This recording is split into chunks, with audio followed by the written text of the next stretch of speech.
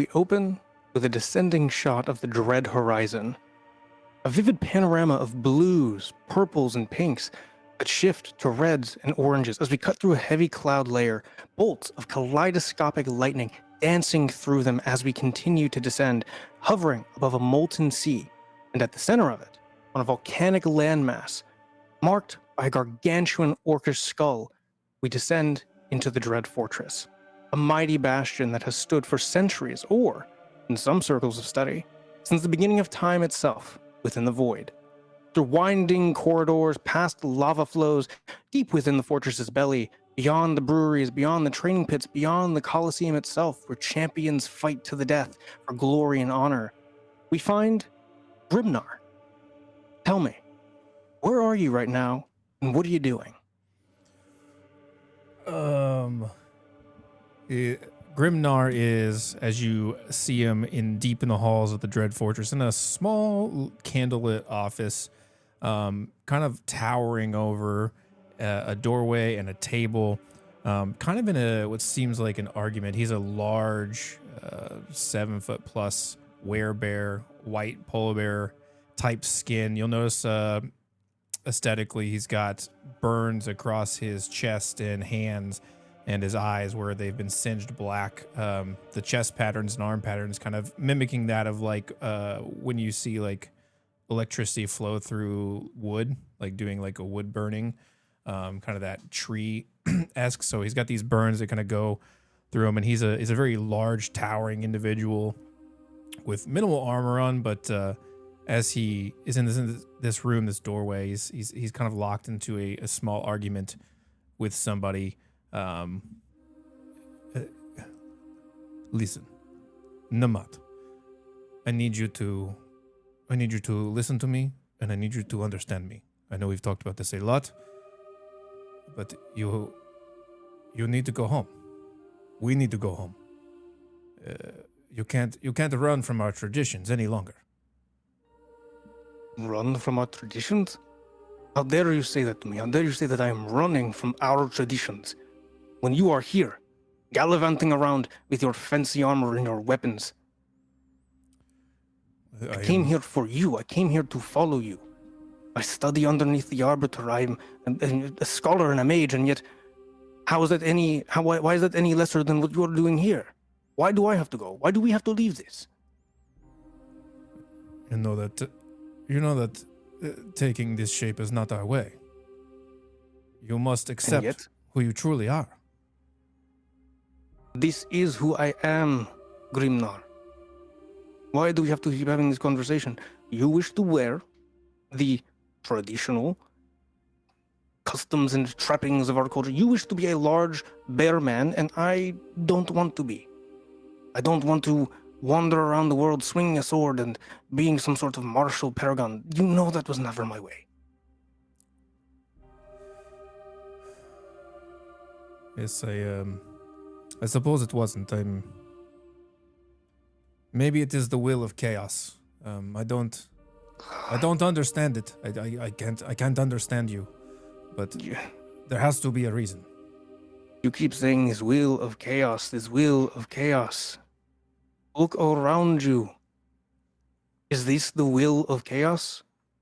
I will admit, all of the studies that I have done, the things that I have learned here, there's a lot that is pretty unexplainable. I'm not gonna lie. It's pretty whack. But to say that it is just the will of some unseen energy, some presence, that... Come on. Be realistic here. We both know that I was touched by chaos. As a child. You can see it. Touched by chaos. I hear its voice and I see the thing that touched you. And I see the thing that touched you every day when I look upside and I see the chaos storms above, spitting lightning bolts down upon the earth below. You were touched by chaos, or you just happen to be a 7 foot tall bear man on a flat plain? Yes. I suppose you cannot understand me any more than I can understand you. No, I suppose not. But you are still my brother, and I am still here for you. I still care about you. I hope you know that. Yes, and I care about you. as much as a brother can, as he slugs you in the arm, just with the force of a giant bear man. Okay, all right. You could have held that one back a little bit, but it's fine. You know, I give you the verbal lashing, you give me the physical lashing. You know, that's the brotherly dynamic. I understand. God, Jesus. Yes, well, I do have things to do besides reprimand you all day, so maybe I should be onto my duties. Yes, well, you know where to find me, and please try to keep yourself safe. We'll see. And as we leave this scene, we transition over to Nehebka. Where are you within the fortress, and what are you doing?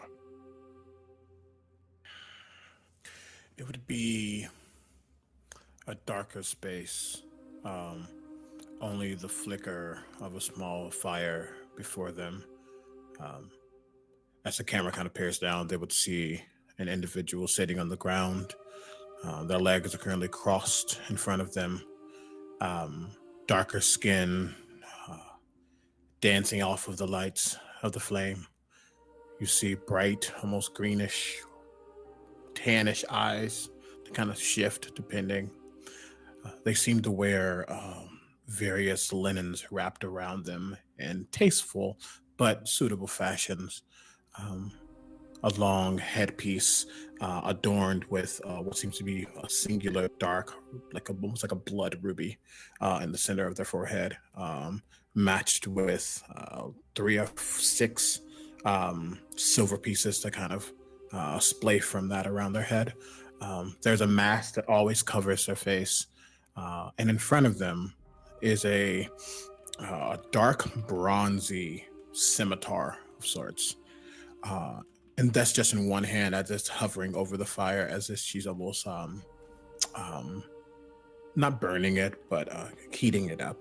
And as she does, from her hands, though there's nothing, from her left hand, though there's nothing initially in it, she just kind of sprinkles, and you see bits and pieces of sand tapering and touching the blade now.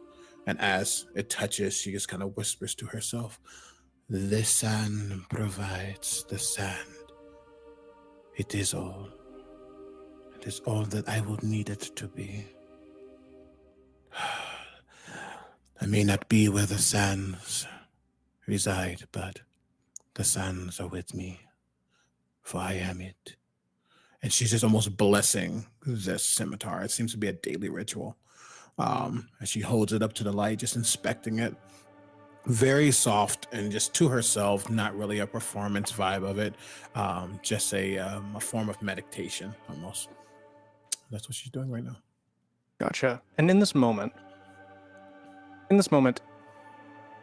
this private chamber of yours, you hear a knock at the front entrance. A quick little... At the knock, her eyes immediately go up, though I think her back is to the entrance.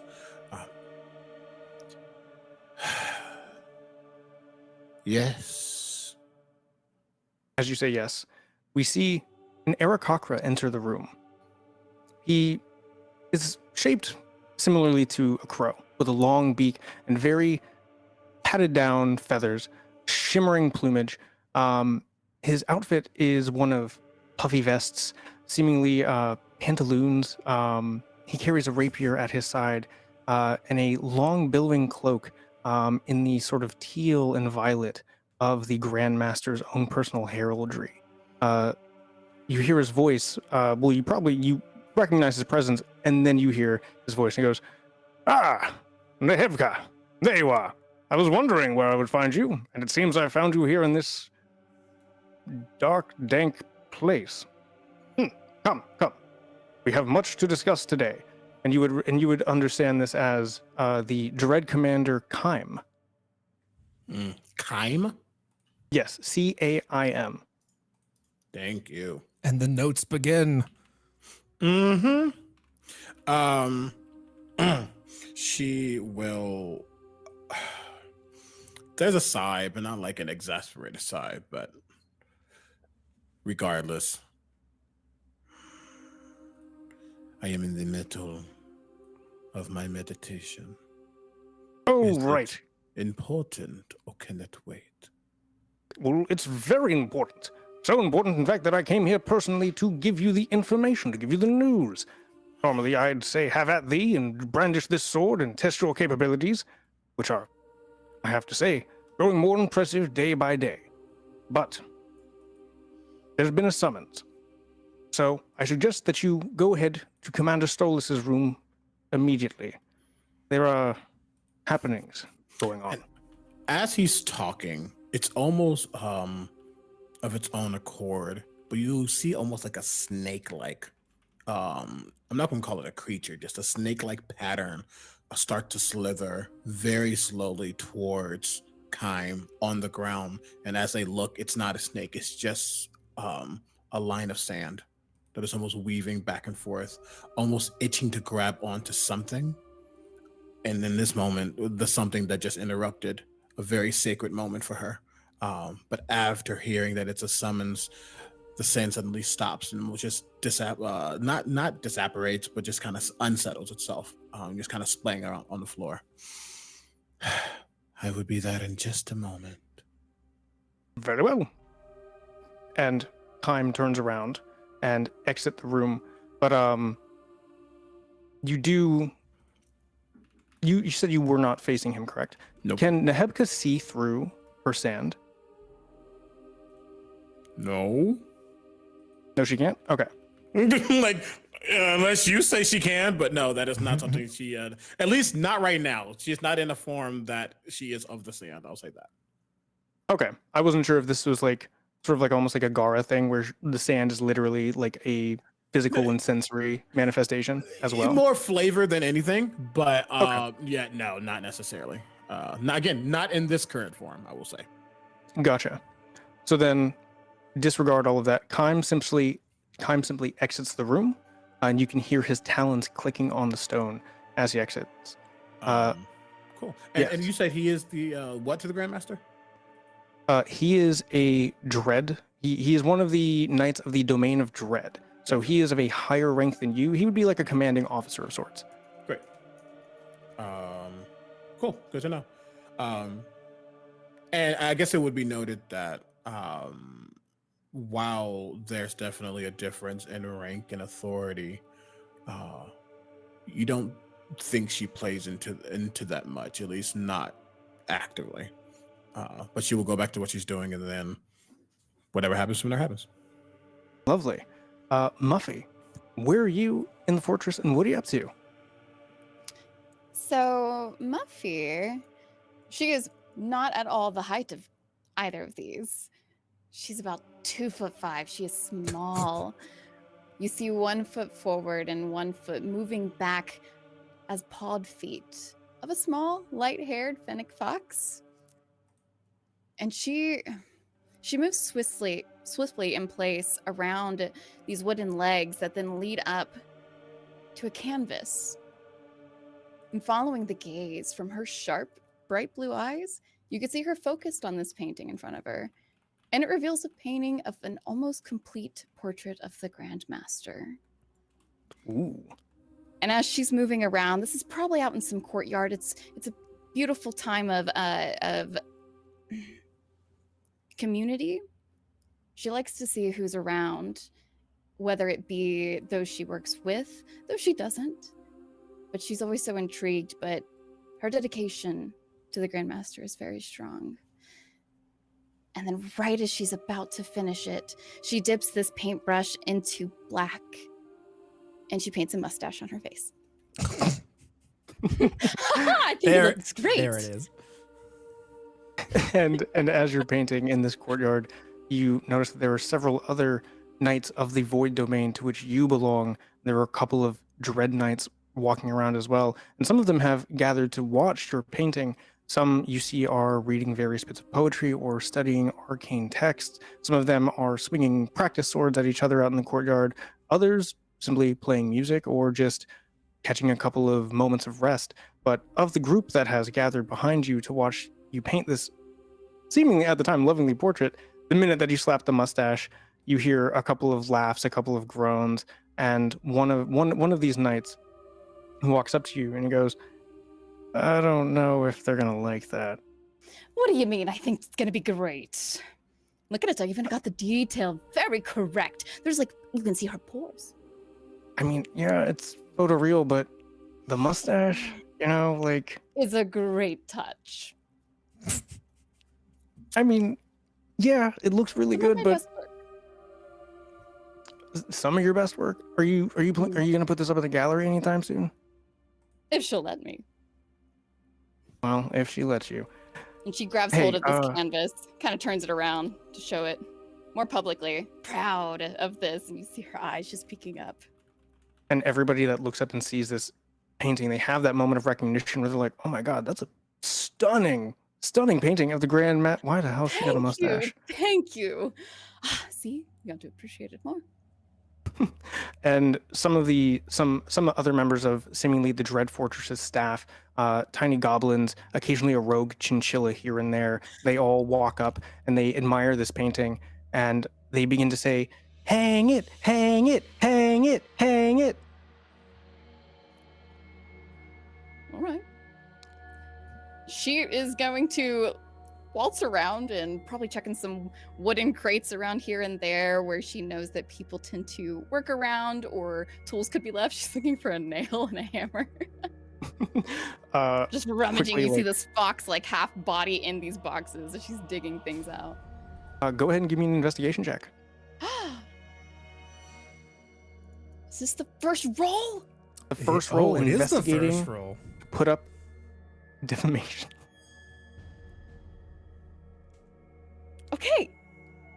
Beautiful. And with that 14, you do find some tools, some left behind by some of the sort of like goblin staff members there, a hammer, some nails, and there are plenty of places within this courtyard that you could either hang it up now, or if you wanted to, you could hang it up in a common room, a barracks, wherever truly your heart desires. She, finding these nails, puts a little bit like on the sides of her mouth, so she's kind of holding them just in case, and grabbing this hammer and also this canvas.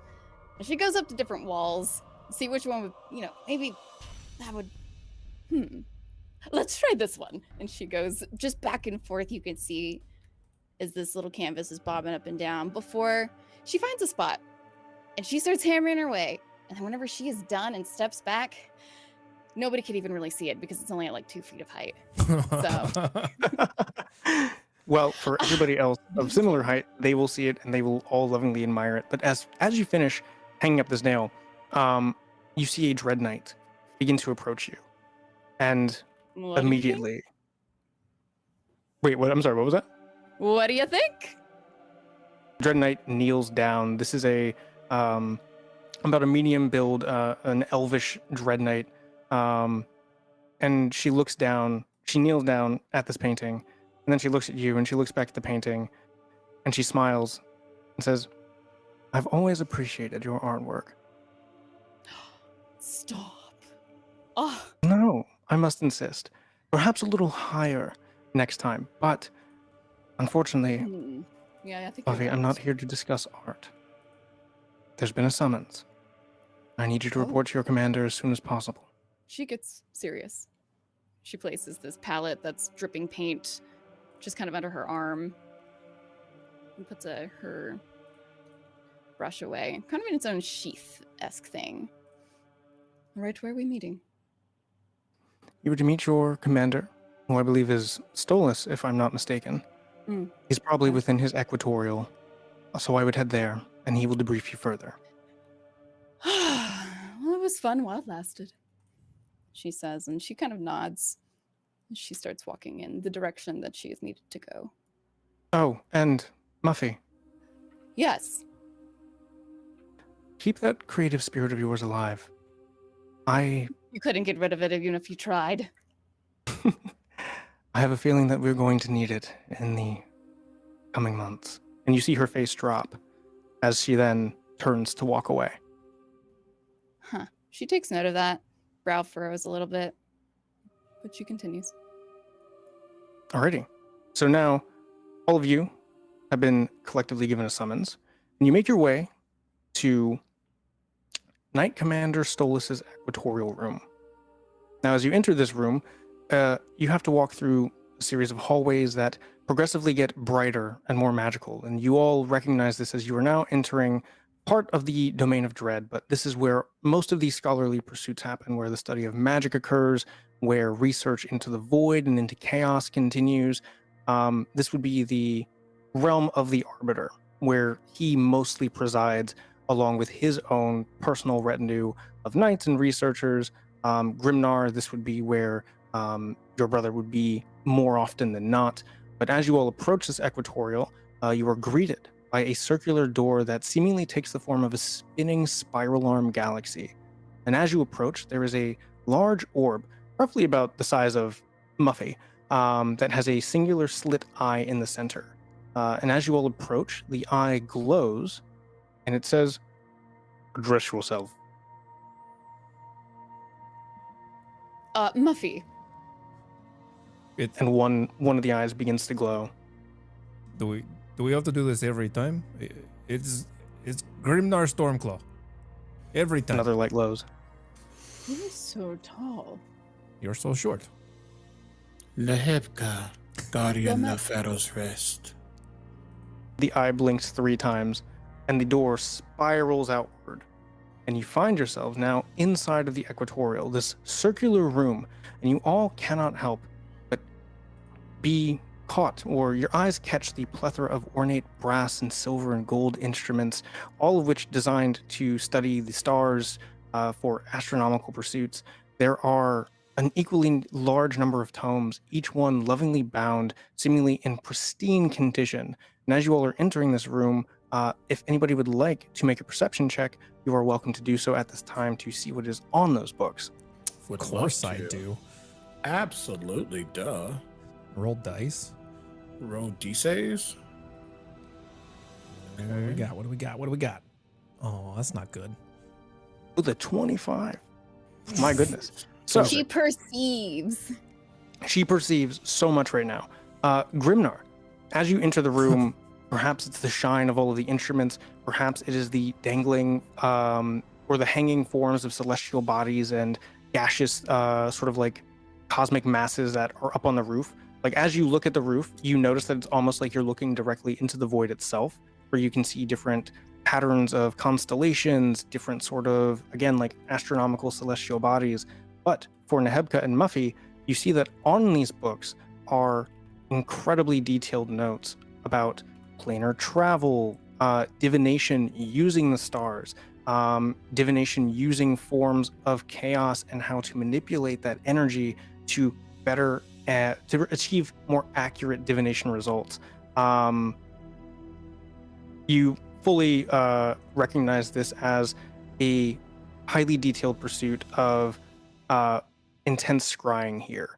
And a lot of this ink is still relatively fresh, but these books are scattered all over the place of different star patterns, of different sort of like moon phases, all of them with the singular focus of divination and scrying. Are there any books? I know there's books on planar travel and such. Are there any books on traveling to planes that potentially no longer exist? You would notice that, yes, with your 26, you see that there are a couple of treatises on inner and outer planar travel here. That there have, in fact, been some documented cases, both from the Arbiter himself and through other various sources of people entering and leaving the void.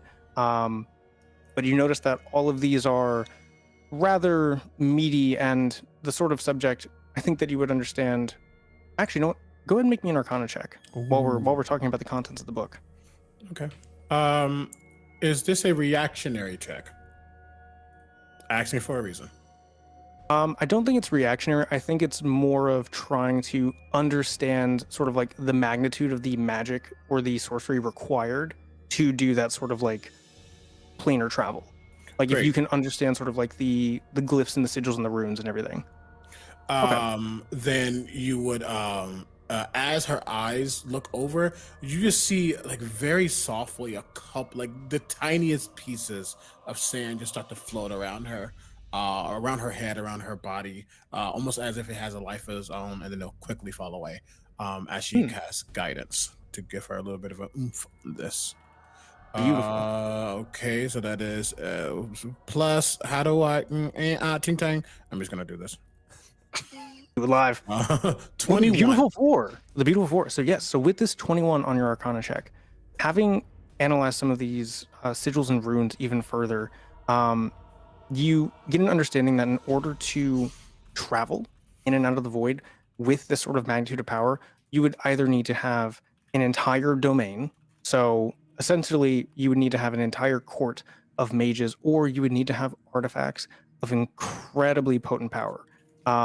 Usually condensed forms of chaos or some form of chaos energy manipulation. Usually power on par with the Arbiter and the Grandmaster.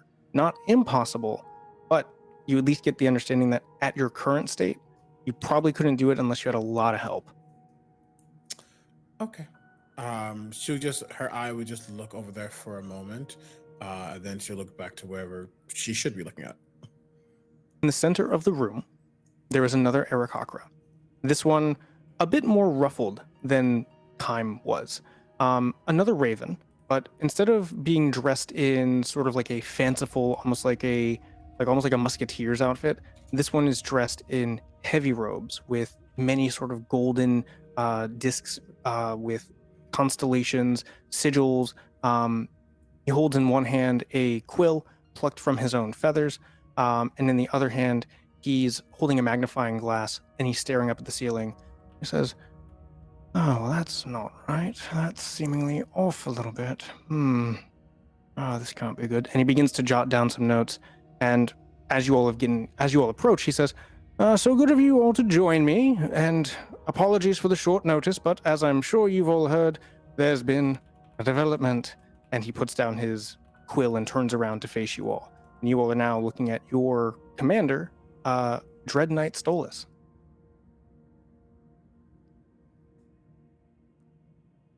Going back to when Nehebka was messing with the books, did Grimnar notice that at all? I think in this case, for you to notice what Nehebka's doing, I would say you can go ahead and go for an insight.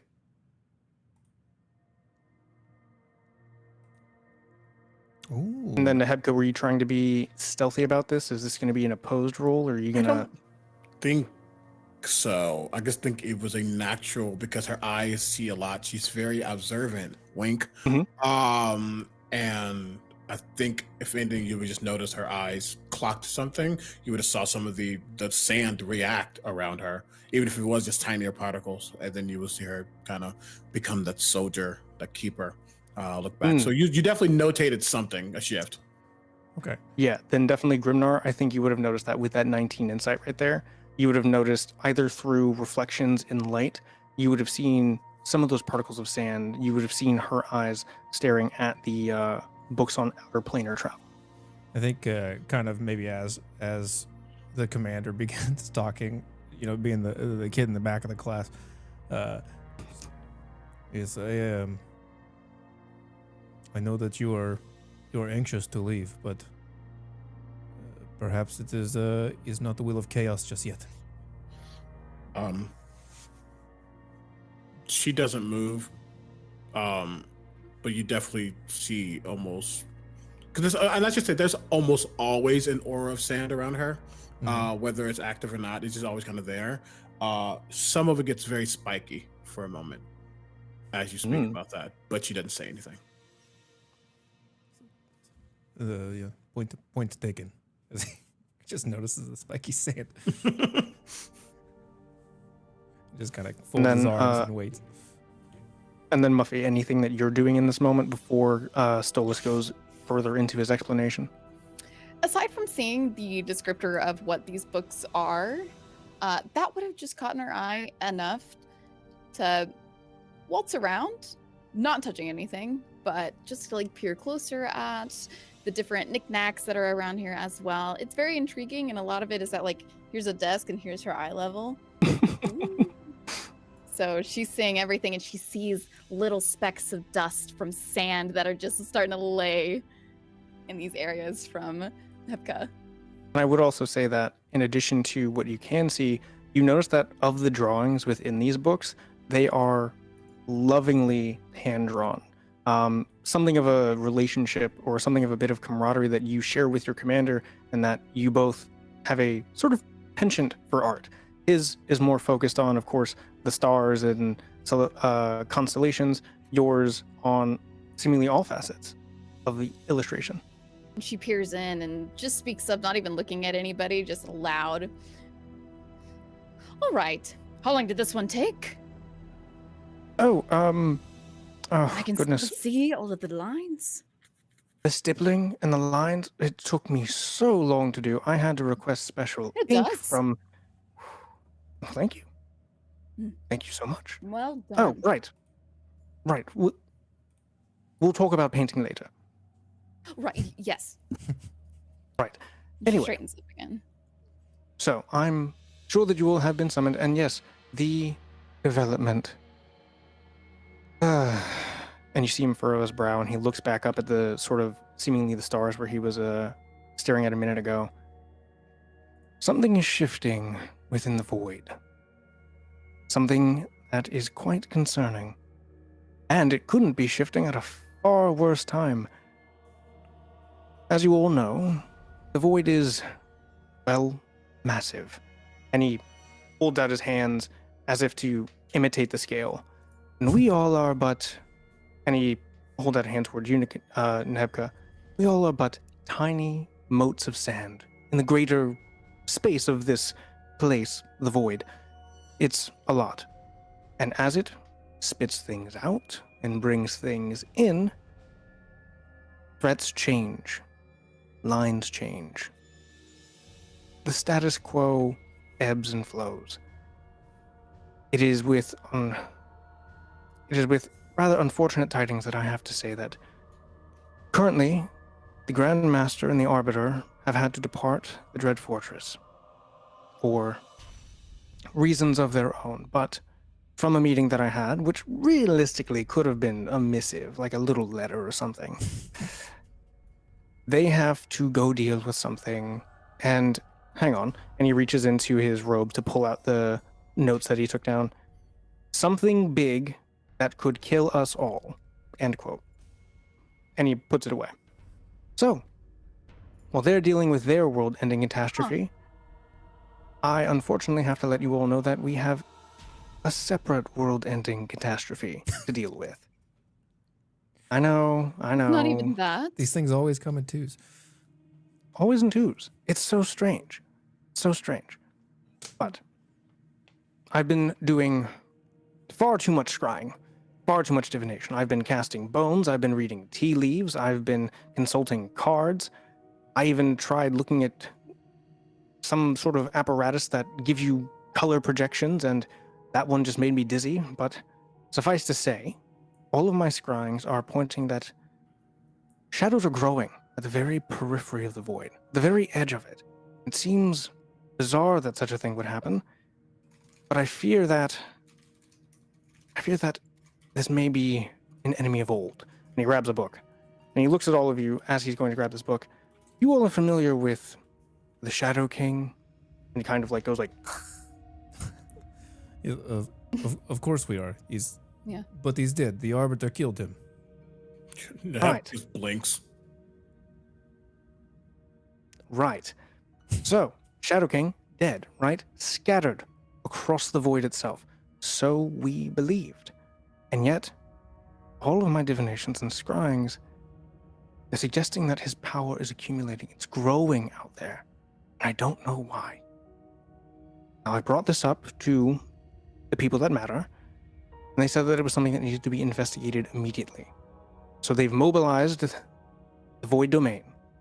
Multiple squads will be sent out to go and investigate, as will all of you. If I'm right, then we need to act swiftly. If the Shadow King is to return, it would be calamitous for the entirety of the void. But if we are able to destroy it while it might be in its infancy, or maybe it's not even him, maybe it's something else entirely, I don't know. All of that to say, My readings have pointed to a particular realm out there, a place called DÄMMERUNG. A rather bleak-looking world, all things considered, but everything DÄMMERUNG? suggests that... Say again? What's the name of this place? DÄMMERUNG. DÄMMERUNG. Yes, DAMMERUNG. Ah, ha, ha, ha. Okay. Yes. I'm picking up what you've been out. Great. And this is where a blip or whatever has been notated. Yes, a growing presence of increasing darkness, an energy that would be very synonymous with the Shadow Kings, and therefore it's causing extreme alarm. Thank you. So, I have a question. I have an As he's answer. speaking, and this is out of character, sorry. Yeah. As he's speaking, Lehebka is a very to-the-point type of individual. When she has a job, she does it well, as best as she can. And all of the filler doesn't matter. More importantly, I'm assuming we're within 30 feet of this individual. Yeah, 100%. Great. Kind of flavoring two things together, which is kind of nice. As someone with tremor sense, I can pinpoint vibrations and such. How much is he lying to us, or how much is he holding back? Oh, I want to that's see interesting. where is his heart getting faster, things of that nature. I'm just kind of pinpoint, is there something there Ooh. not being told to us? That is such an interesting usage of tremor sense that I did not consider in the slightest, to feel the tremors of a heartbeat. That is big brain. I also have a Wow. high insight, so I'm just putting the two together. Get fucked, DM. Yeah, I know, right? In this moment, I think that you know without a doubt that your commander, Stolas, his heart is racing. Not in the sense of excited, but in the sense of genuine concern. And I think collectively as a group, you all would know that Stolas is pretty eccentric. He likes to look at stars, he likes to look at constellations. That's his whole thing. He's all about divination and crazy mutterings. But he's usually not wrong about what he talks about. So in this scenario, I don't necessarily think that I don't think he's hiding something from you. I genuinely think that he's giving you everything that he knows, which is to say, not a lot. Yeah, I think that's what she's picking up. She's gonna just take one step forward. Her hands probably behind her back. Knight Commander. Yes. There is something that we need to know, or a truth that you do not want to admit. Perhaps this is the time to do so. Are we walking into a problem bigger than you can imagine? And Stolas straightens up a little bit. You see that he goes to his about full height. He's almost about as tall as Grimnar. Yeah. If I did not trust all of you as my chosen Knights of the Void, I would not ask you to do this. Do I think that this has the potential to spill out of control? Of course. It always does. Scrying can only get us so far. And with the Grandmaster and the Arbiter away, what's that saying? Something about cats being away and rats and mice and worms or something coming out. You know what it is. I think that this is something that definitely demands our attention. And as Knights of the Void, this is your specialty. To range out, to find threats, to extinguish them, or to contain them. I'm ready whenever. Yes, I will. Excellent. I see no reason not to go. Of course, we've been called to service. It doesn't matter really anyways, because chaos will guide my steps wherever I go. It is not for me to decide. Well said, well said. Oh, I should give you these before you go. And he reaches into his pocket to grab a small, rounded stone. On it, it bears the emblem of the Sky Piercer, or the emblem of the Grandmaster, an arrow spiraling upwards. And in this case, there are the impressions of two wings seemingly spiraling down, similar to Asclepius's staff, where instead of serpents, it is wings spiraling down the arrow. This will be your ticket home. When you are done with your task, when you've assessed what the potential threat is, and you've either determined that it is outside of the boundaries of your capabilities, or you've removed it, break this stone, and we'll know to bring you home. Break it. Yes. Inside of it is a tiny amount of, well, I shouldn't say a tiny amount. It is a concentrated amount of chaos energy that, when broken, will activate the nearest gate on your realm, or whatever realm you're in, and act like a lighthouse beacon for us to then find you and bring you back to the fortress. All right. Makes sense with the You all, I trust all of you. You all are trained for this. The void is massive and it is filled with all sorts of things, but the three of you collectively represent some of the most unique skills that I've ever seen within these walls. I would not have chosen you all if I did not believe that you all could do this.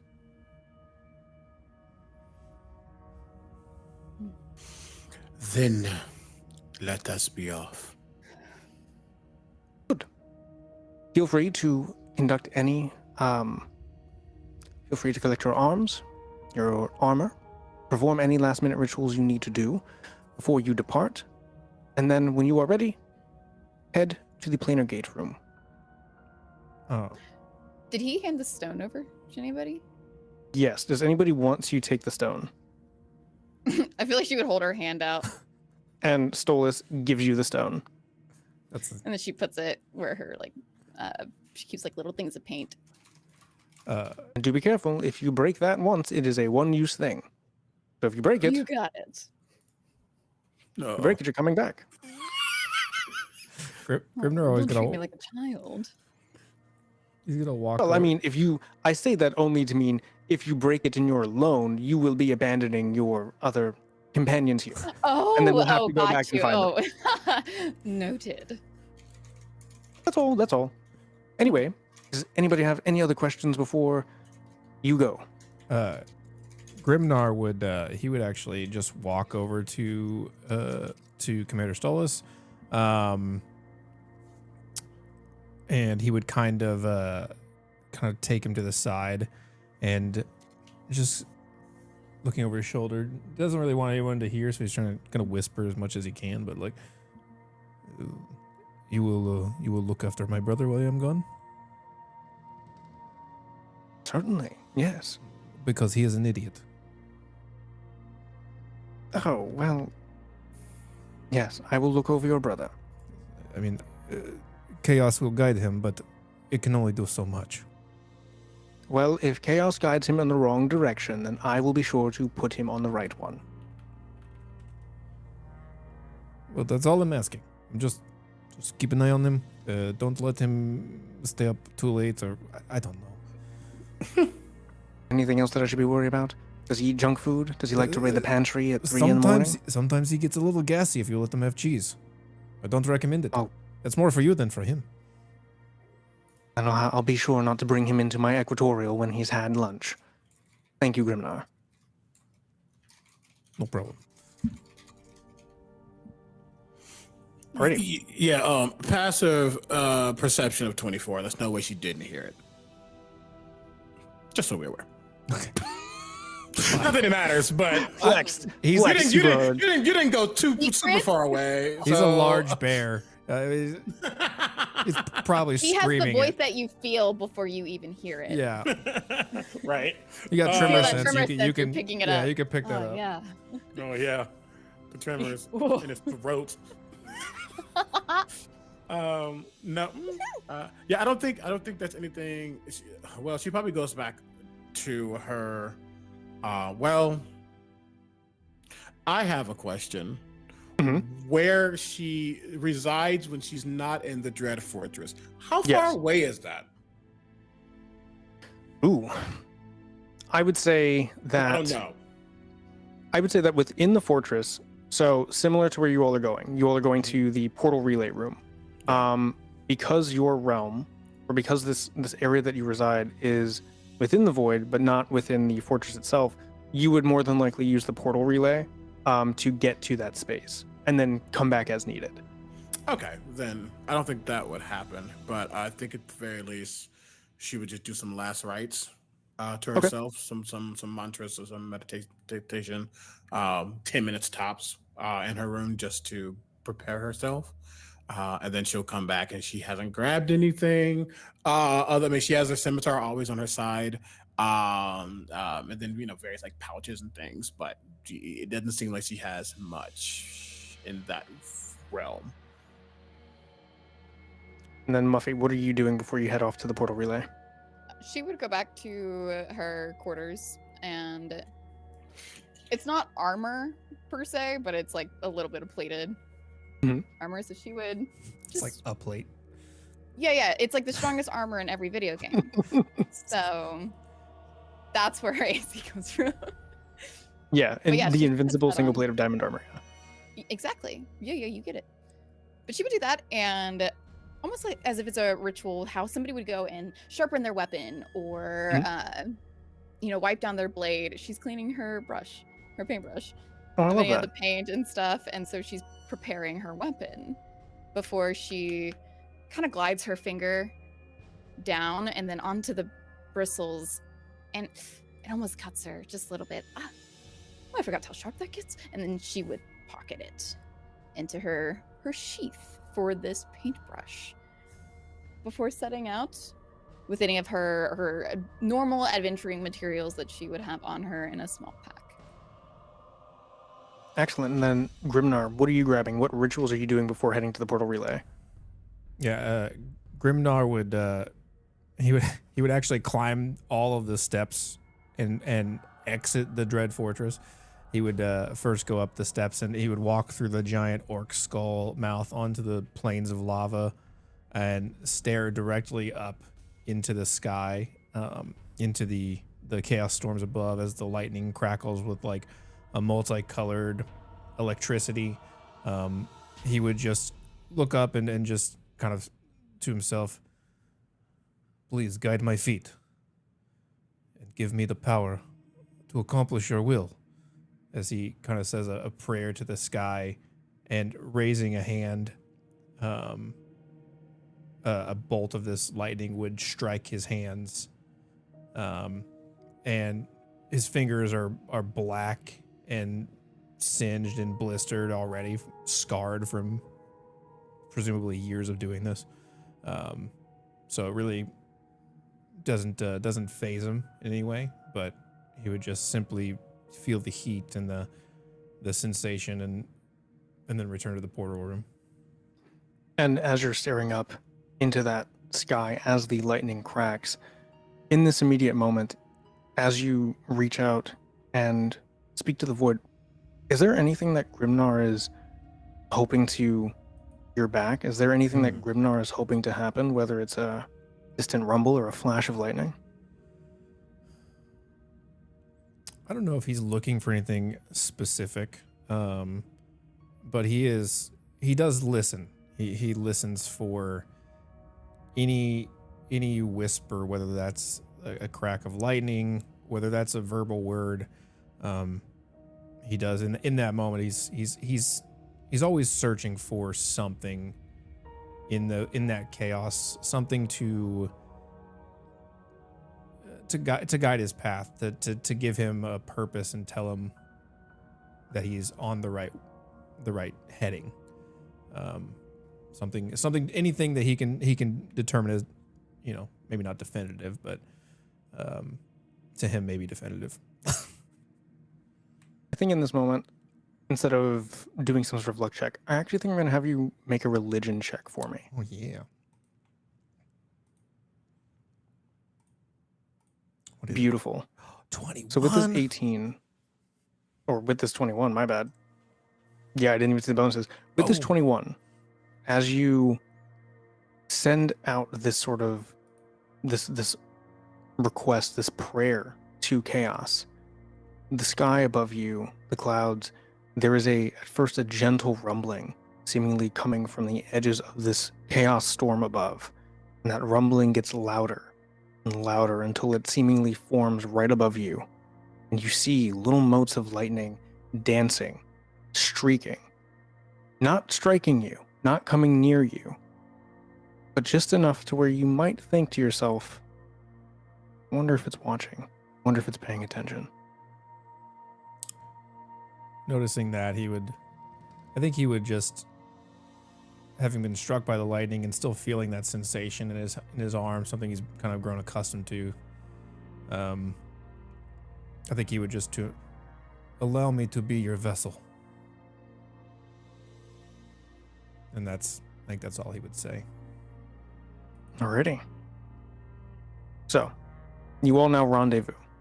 Having conducted your rituals, having gathered your arms, having gathered all of your weaponry, we now move to the portal relay room. A circular room. Larger, far larger than Stolas' equatorial. And in the center of it, there's a desk. Seemingly rather diminutive. At its center, it is circular, much like the room. You will also notice that there are 5 large, round top doorways, all of them situated on the back wall. So as you all are entering, you're seeing there's one in the center, and then 2 to the side, and then 2 more on the far right side. At the center, there is a rather lanky, green-skinned individual with a rather sharp cheekbones, a very pointed chin. One could almost confuse him for an elf, but with a flash of auburn hair and some coveralls on, this is a Gith Zerai. He is the portal relay master and the person that you have to talk to get where you need to go. Good day, portal master. We have a mission. If you will permit us to pass. As you're talking down on this guy, you see that he's flipping through what could be a manual. It's a small booklet, very, very thin. Can you make me a perception check? Yeah.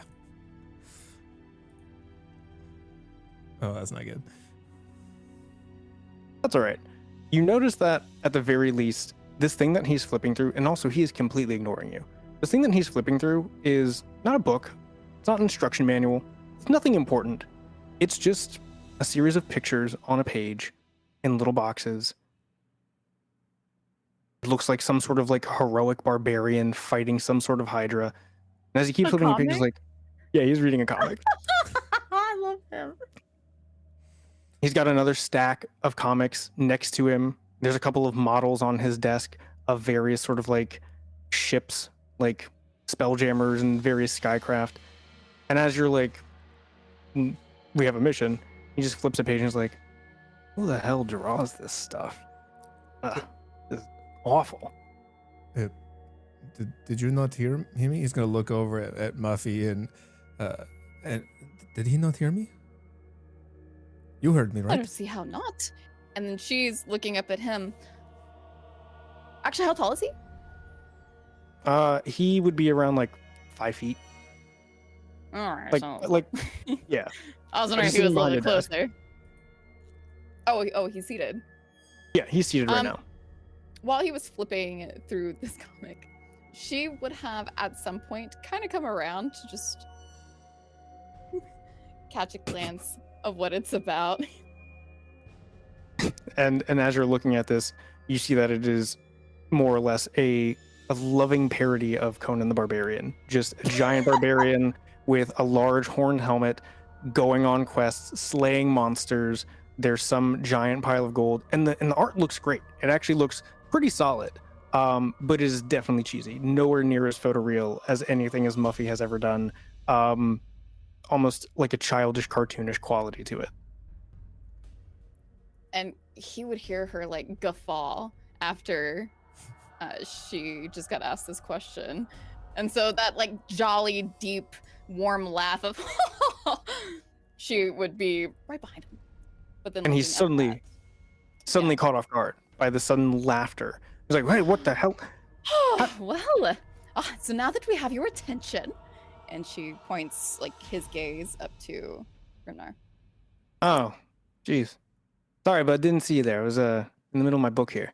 I got like 30 more I got to get through. Didn't see me. I'm huge. Yeah, but I mean, like, look at this guy. He's also huge, and he shows you this Oh, right, full not all splash page. barbarians are that big. That guy's like 3 inches tall. But, I mean, yeah, like 3 inches on the page, but he's, he look at him. He's big. He's big. He's a hero. Why is he? What Anyway, makes him a hero? What has he mission? done? What has he ever accomplished? I don't know, man. He swings a sword. He slays monsters. He does cool stuff. People do. You could do that. I could do that. Show him your sword, as he points to Nehebka. Sorry. Nehebka is Did you listening. highlight that? Almost one or two, but this is not it.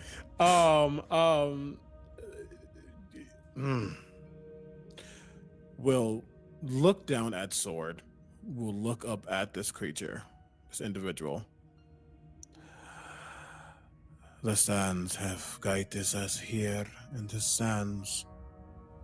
Tell me to decapitate you if you do not put us through to where we need to go. Okay, all right. I get it. Y'all got somewhere to go. I don't want to get sent back to the goo pit, so let's not do any decapitations. Oh, for the mishaps, the resurrections with inside of the fortress. There's like the whole you come out of like the tube or the goo and you're all back together. Some people fall in lava and stuff like that, and you got to put them back together. It doesn't matter. Would you know about this? Like, is this very common knowledge? Is that true? I thought that was a rumor. I feel like you all would know to some degree that that resurrection is possible within the fortress. I don't think that you all have died within the fortress, so the whole idea of like the goo pit is probably news to you. She's just taking this all in. It's like, disgusting. So, yeah. You got somewhere to go? Where are you going? yeah, we are going to DÄMMERUNG. DÄMMMERUNG. And he puts the comic down, and he gets a star chart, and he flips through it, and there's a very abstract drawing of what could be described as like a galaxy map of the void. There's no defined edges. It's abstracted in the sense of it's a circular representation of a map, but all of the points on the map are little beads that can be moved around, just due to the nature of the void and how it constantly shifts. It's like, all right, DÄMMMERUNG, southeastern region. Wow, that's like all the way on the edge. That's gross. All right, well, wait, what's out in DÄMMMERUNG? That's what we're trying to figure out. I mean, let's see here. And he flips a couple of pages. DÄMMMERUNG, constant dusk, overcast. This still sounds pretty awful, not gonna lie. But hey, if you gotta go, you gotta go. Let's see, did you guys get a little planar gem to come back? Yes, we got the gem. We got the I gem. have it in my little bag. All right.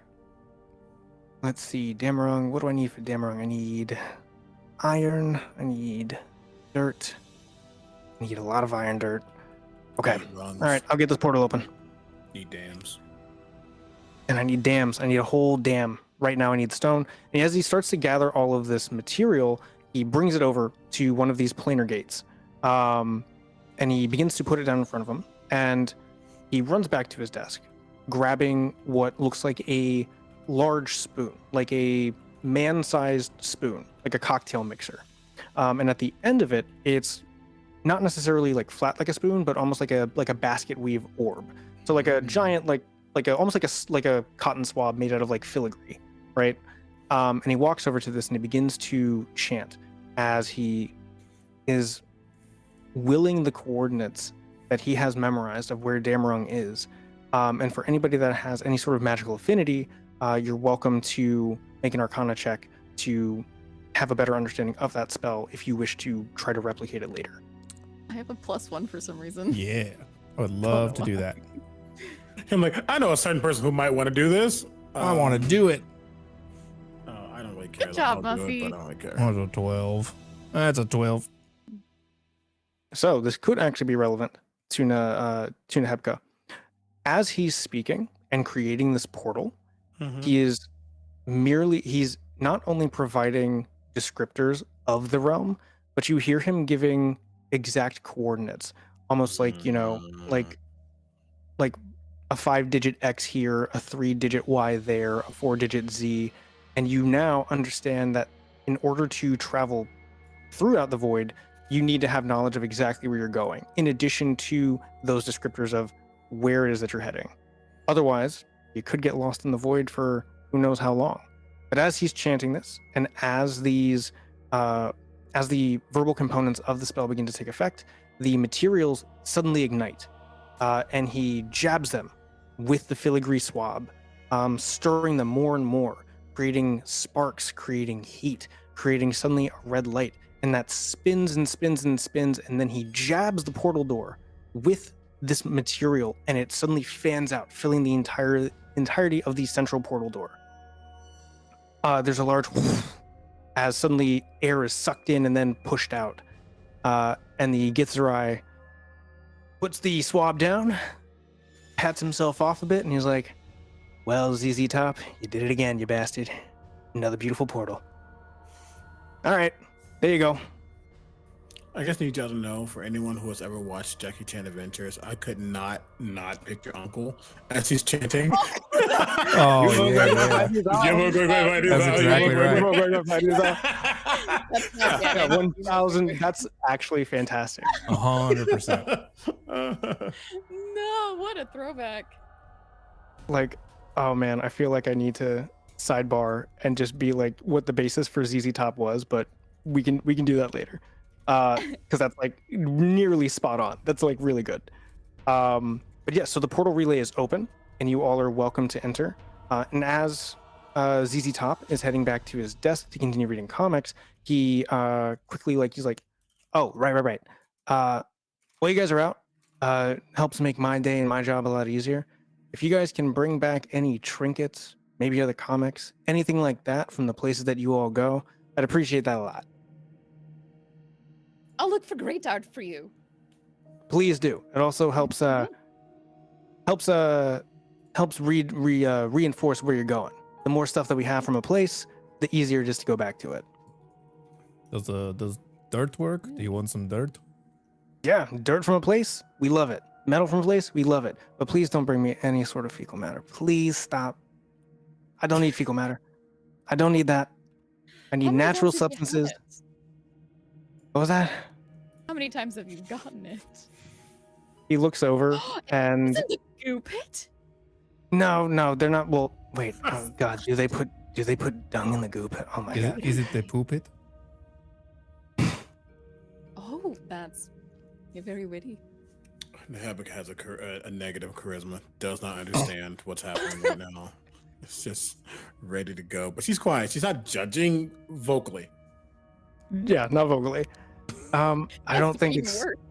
I've never called it the poo pit, but it might be. And to answer your question, Knight of the Void, he looks over to a corner of the room and you see 3 large barrels. They've been sealed with a large iron lid. I say I got way more than I hoped for. But Well, enough of that. good luck with all of that. Can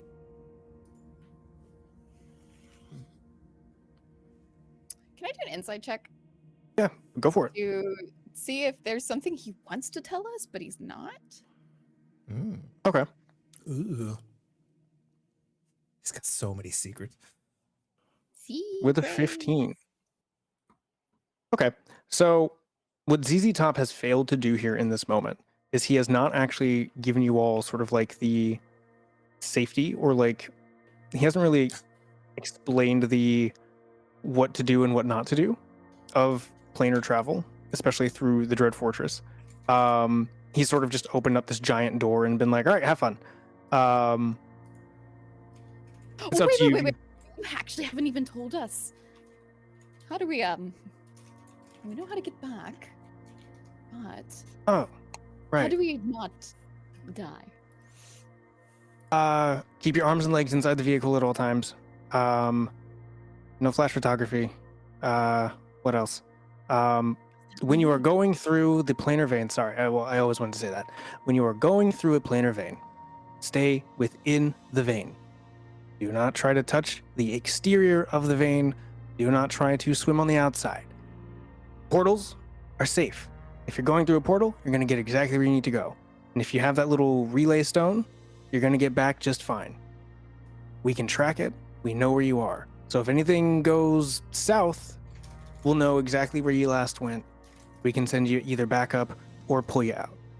But if you go outside that planar vein, well, you ever been in a totally black pool filled with like all kinds of sharks and evil things? Yeah, it's not a good place. No, I wouldn't recommend it. Just stay in the tube, you'll be fine. Go outside the tube, and hey, I hope you're a good swimmer. I don't know if she is. Want to roll and find I out? haven't decided that yet. No. throw her in the pit, see how far she gets. Let the dice decide. Let Oh, the dice no. decide, yeah. For swim. Yeah, for swim through Roll space. for swim, please. Yeah, Yeah. I'm rolling Yeah. for a Mhm. swim. Roll for swim. You know, she's an athlete. Not today. No, we have a natural one. The first natural one definitely was not my guess. I Check totally it had out. I totally thought it would be mud. I thought it would be mud that would be the first Oh, one. you're But no, so sweet. You don't know anything. Ah, You don't know nothing. No. I've not learned anything yet. I'm a oneer. Yeah, Well, she hopefully- can't swim. Okay, The so- thought of water. That's canon. She grimaces. It's fear. It's canon now. It's like, last time I went swimming, I almost drowned. She didn't, but she thinks she did. She just walked too much into the deep end. You know, she got to the 4 foot when she's only like 2 Right. foot something. right. Horror. ZZ sees this and he's like, "Yeah, no, it's really bad." So again, stay in the vein. And Yeah. remember, please bring me back stuff. It helps run this whole thing. And he points above him, and you can see almost like an arrivals and a departures board with a bunch of different planar names, and you can see those beads that were on that sort of abstract map. They are moving around seemingly constantly, almost like in a little current. And sometimes they'll drift towards the center. Sometimes blips go out. But your Are the blip, blips people? no, the blips are you- not people. The blips are realms. Yeah. Oh. So realms are just going out? Oh yeah, that happens all the time. Oh, okay.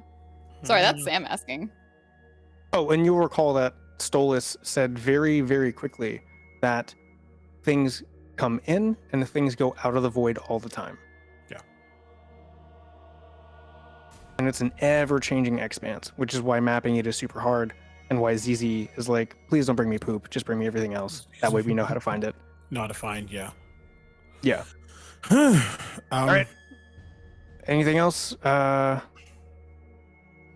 She is ready. You aware?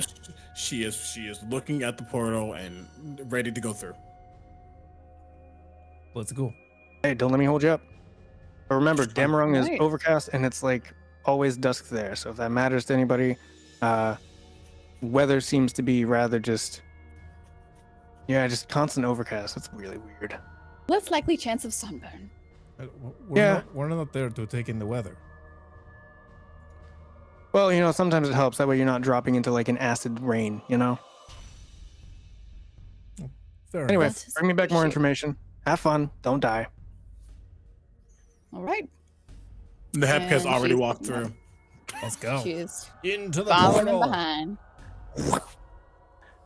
As you walk through the portal, Nehebka, since you're the first one to do it, as your body touches this magical, touches effectively this portal relay, you would think that you would feel stone where the portal relay was. But as you touch this seemingly two-way mirror, you're met with resistance, and you feel it first on your face, and then your chest, and then it's almost as if you're being dragged. You're walking through this heavy wall of resistance, and right as you fully pass through it, you are immediately sucked right in. And not just being pulled from the front, but you also feel like you're being pulled from the back. And this is true of everybody. There's this brief moment in the first 3 seconds of travel where the feeling and the concern that are we about to be ripped in half flashes through your mind. But just as quickly as that feeling comes in, as you're being literally catapulted across the void, it immediately settles down and your body stabilize. For everybody here, please make an Arcana check so we can find out what you see within the planar vein. Ooh.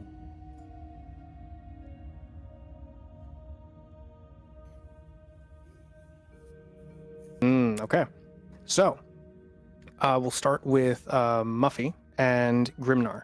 As you all are flying through this planar vein, it is actually pretty much more or less what ZZ Top described. It almost looks as if you are in a glass tube made of shimmering force, where this sort of like almost crystalline rainbow effect passes you and it maintains your eye level at all times. So it's not like you're actually like going through a tube, but the shape and the passage of it would suggest as much. And as you're staring out into the void, as your eyes settle down, as your body sort of like reconstitutes itself, you all can see life forms swimming and gliding out in that sort of inky blackness, where layered against various planets, some red, some blue, some just floating continents, some destroyed moons, an entire canvas of stars, of galaxies, of nebulas. You all can see these massive, some gargantuan life forms drifting out in that blackness, seemingly some of them following along your travel. A strange cross between a turtle and a dolphin with skin that is seemingly impossibly smooth, but then at sometimes, as it reaches the end, it feathers out into these sort of constantly rotating tentacles that seemingly propel it through the void, and then they drift away, and then you see something very much akin to a whale, made more of like sort of the porous nature of a bone, like an ossuary whale fly by. And as you all are flying through, what you see, Nebka, is as you are traveling through the same space, you rotate a little bit, and your eye catches a truly stunning black hole, seemingly hovering above the center of all of you. In it, you can see countless blips rotating in and out. As things are pulled into its current, it begins to seemingly ebb and flow. And as you stare, you feel a presence seemingly staring back at you. Here in this space, amidst the very raw stuff of the void, out here where chaos quite literally reigns, you feel an undeniable presence gazing at you from this black hole. And then you catapult continued forward. Did it feel benevolent, malevolent, or just kind of this neutral stare? It felt neutral. Your gaze was met with another gaze. Nothing malicious, seemingly not necessarily like there was no care in it. There was no hatred in it. It was just something regarding you as you regarded it. Gotcha. Okay. As we are going through the planar vein, you all have a brief moment where you all can see each other. You all can move, interact. Again, as long as you don't swim outside of the vein, you're good to go. Is there anything here that you all would like to discuss before you arrive at your destination? Are we moving? Yes, you all are moving. It's like you are in a full speed people mover. Wee. I think after noticing this, whatever, watching, breaking her own gaze from it, she'll look down at the two. Is this our first mission together, or have we just? I know we've seen each other about, but it's our first time working together. Well, I'm not gonna say me and Grimnar, but have you worked? I'll say no. First time. Okay, cool. Then he'll in our last party. She'll look down to Muffy. So, what can you do with your artistic talent? Hmm. And that wasn't condescending. It didn't come off that way. She didn't take it that way. Mm-mm. And you see her, almost like a light bulb, light up. She starts digging into this pouch where the stone is as well. And she pulls out this, like, oh my gosh, cloth-like paper for painting. And she holds it up.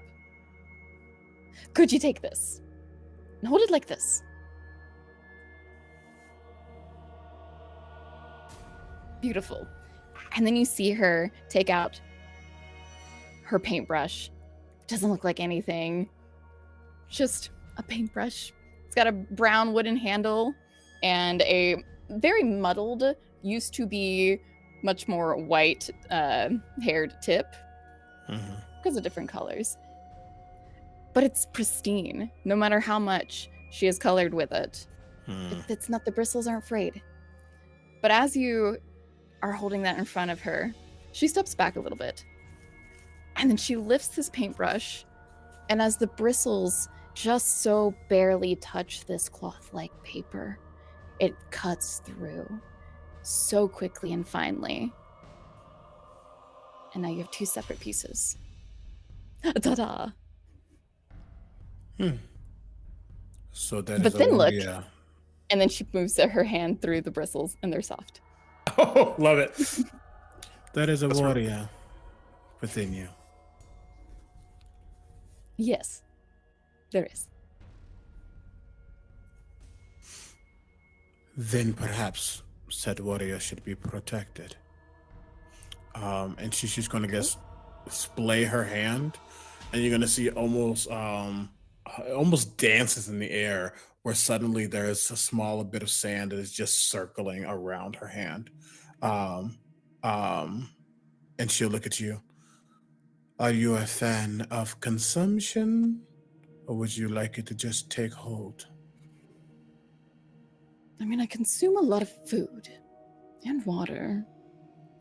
Consumption. Wait, what does that mean with sand? She's going to just point her finger, and the sand is just going to towards. Let it. She's not paying attention. It is not going to taste well. It's giving crunchy peanut butter, whatnot. But what happens is, as the sand gets into muscle system, it goes through whatever process it needs to go to, but kind of exits her stomach area and kind of settles into her space, where now literally surrounding her heart is almost a cage of sand as I cast Death Ward on her. Ooh. That's cool. Does it hurt after a while? Beautiful flavor. She's looking around for a water skin. I need Death Ward and automation. Enable required settings. What? What? What's the problem? The automation requires following settings to be enabled. Ignore that. Ignore it. Ignored. It is ignored. The void here decrees. Chaos decrees. Ignored. It is done. Okay, so you've casted Death Ward, and as you all continue to rocket through this vein... Oh, okay, never mind. I'm just going to mark the point. I'm just going to... Don't worry about it. I'm just going to mark that I used it. You got it. As you all are approaching the end of the void, which you can see, the end of this planar vein is a bright, seemingly wall, similar to the one that you walked into, right? Literally a point A to a point B. As you all rupture out of this, the sky cracks open with a thunderous proclamation. And 3 stars plummet to the plane of DÄMMERUNG below. As they descend, crystalline shards shed from this tube that you have all just ejected from. All of that shimmering gossamer material flitting away to reveal the 3 of you descending from on high. As you all impact, the party emerges completely unharmed. A sigil of the Grandmaster embedded into the earth below, still burning with faint embers before fading back into the earth. As you land, you immediately hear voices shouting orders over a hideous cacophony of noise. Metal striking against metal, a whip crack of lightning, explosions detonating to your left, to your right, forward, and behind. You hear, retreat, pull back, get everybody out of here. You hear somebody screaming for help. You hear, again, somebody cry out in anguish and pain as you all recognize a life fading out.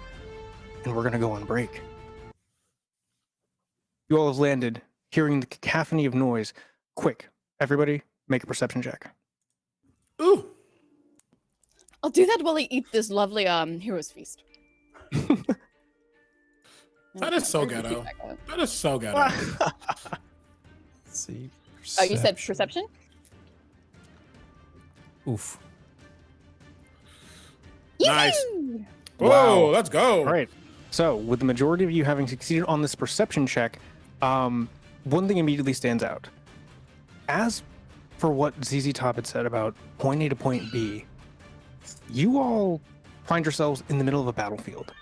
Thick plumes of black smoke obscure your vision of the horizon. There's fire rising in the distance, and on the ground surrounding you are the corpses of both living creatures and metallic humanoids, all of them sharing similar silhouettes and shapes, some of them with multiple arms, some of them seemingly with bulbous heads. But around you there are also drow, duergar, goblinoids. You are smack dab in the middle of a battlefield.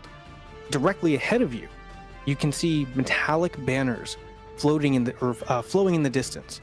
They're emblazoned with a sigil bearing one complete gear with a half gear in the center, circuitry running through either which shape. There are brutalist structures on the edge of the horizon, and you can see more of these metallic humanoids off in the distance, small pockets of combat happening here and there. All of them are coming closer towards you. To your rear, since all of you have, since the majority of you succeed on the check, you also will get this as well. As you all are turning around, getting your bearings, you see behind you that there are a series of far more colorful banners, lavender and silver, carmine and orange, and you notice that in exact opposition of these metallic humanoids, you see living drow, wergar, goblinoids, kobold, all of them either pulling back or moving forward to rescue smaller pockets of currently engaged combatants. With that being said, I need a dexterity saving throw from everybody. Ooh. Already.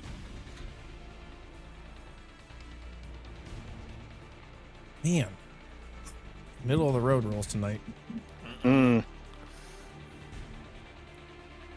right. Oh, Sam, you're muted.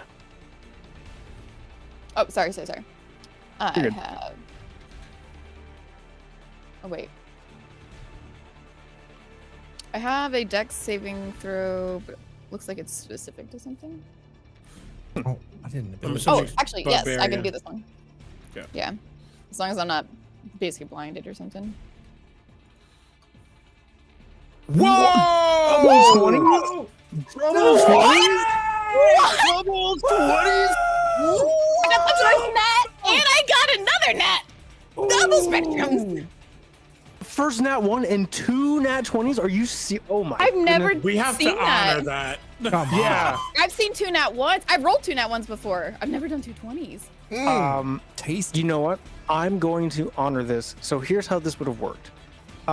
With the majority of the party having failed this check, you all would have been rammed into by retreating elements and caught face to face with these metallic humanoids with no time to really prepare.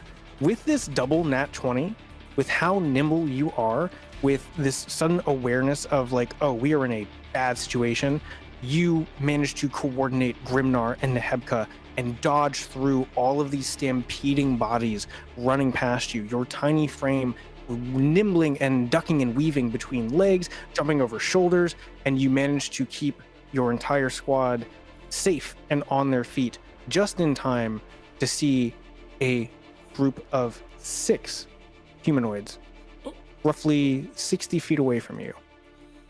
You hear one of them yell in the distance, "Surrender to the will of the war mind," as they raise their weapons.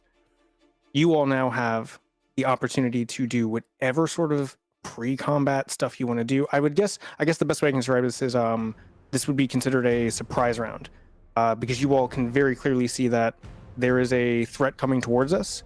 We have the range and we have the preparedness. Whoa. What do we Cool. do? So we just skipped all that combat. Well, you skipped being trampled and knocked down, and then Hurted. lifting your head up to find like a Terminator right in front of you. We just get to see the combat coming. So this is more surprise round for prep for ourselves, not like a surprise round to like attack them, correct? If you have the range to do it, they have not fired at you, but based upon the entire spectacle of what has just happened, Yeah. I think it's fairly safe to say that you all recognize that you are in between two opposing factions, and one of them is clearly coming with weapons drawn towards you all. Another thing that I should mention, and I forgot to mention this after that perception check, to what ZZ Top was saying about the sort of planar vein. You all know that travel through the void is done through planar gates. When you enter one gate, you should come out of another gate. But the fact that you all landed smack dab in a battlefield, you all immediately clocked that as something has gone wrong here. Okay. So yes, this will be a surprise round for all of you. If you wish to either prepare a defense, prepare something, or if you just want to lob something at them from range, you all are more than welcome to do that. And then we'll roll initiative. Oh yeah, definitely lobbing from range from downtown. From downtown. Just in any order, or we got an order to this. Let's see. I'm gonna give it to Muffy to start with those two nat 20s. Yeah, let's go. Oh yeah. Oh, Yeah, we'll go in Hang on. descending order. Oh yeah. I gotta figure out what I want to do because I'm not a ranged person at all. Throw How the far are they? paintbrush. You could fire up. Yes. What's up? What are your bonus actions, right? It's my first time playing a Babylon. Is it? A Babylon. You could totally rage. Cool. All right, then let's do that. What's my bonus action? Oh. my foundry froze. So I'm just gonna mark it off on D&D Beyond. Okay. Sure. Look at that later. Let me refresh.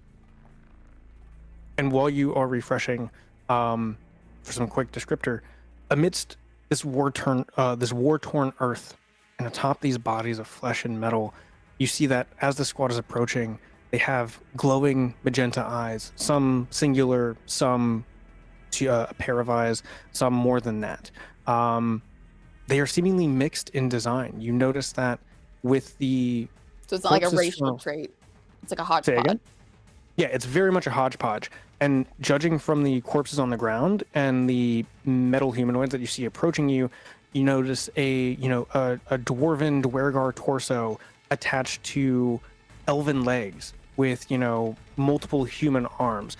All of these made out of metal, but this sort of like simulacrum of just taking individual parts to make a single unified creation. All of them are drawn from the bodies that you see around you. Some small, some large, some medium, Ooh. all of them in like direct parity. Noted.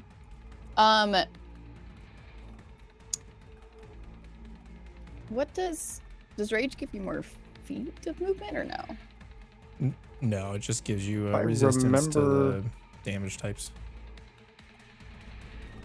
That's some extra damage. It's- Oh Yeah, yes, some extra okay, and I damage have on to. your side, I have to attack somebody.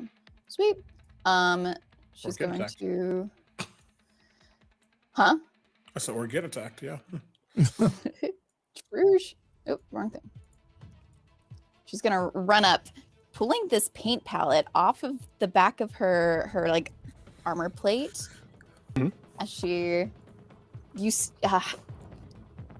pulls it down, there's no color on it, but as soon as she props it in her hand properly, you just see colors of the rainbow, all in little paint pots, pop up on her shield. And Mhm. she takes out this paintbrush, the one that is neither soft nor sharp, depending on how she uses it. And she dips it in this paint. She's probably gonna take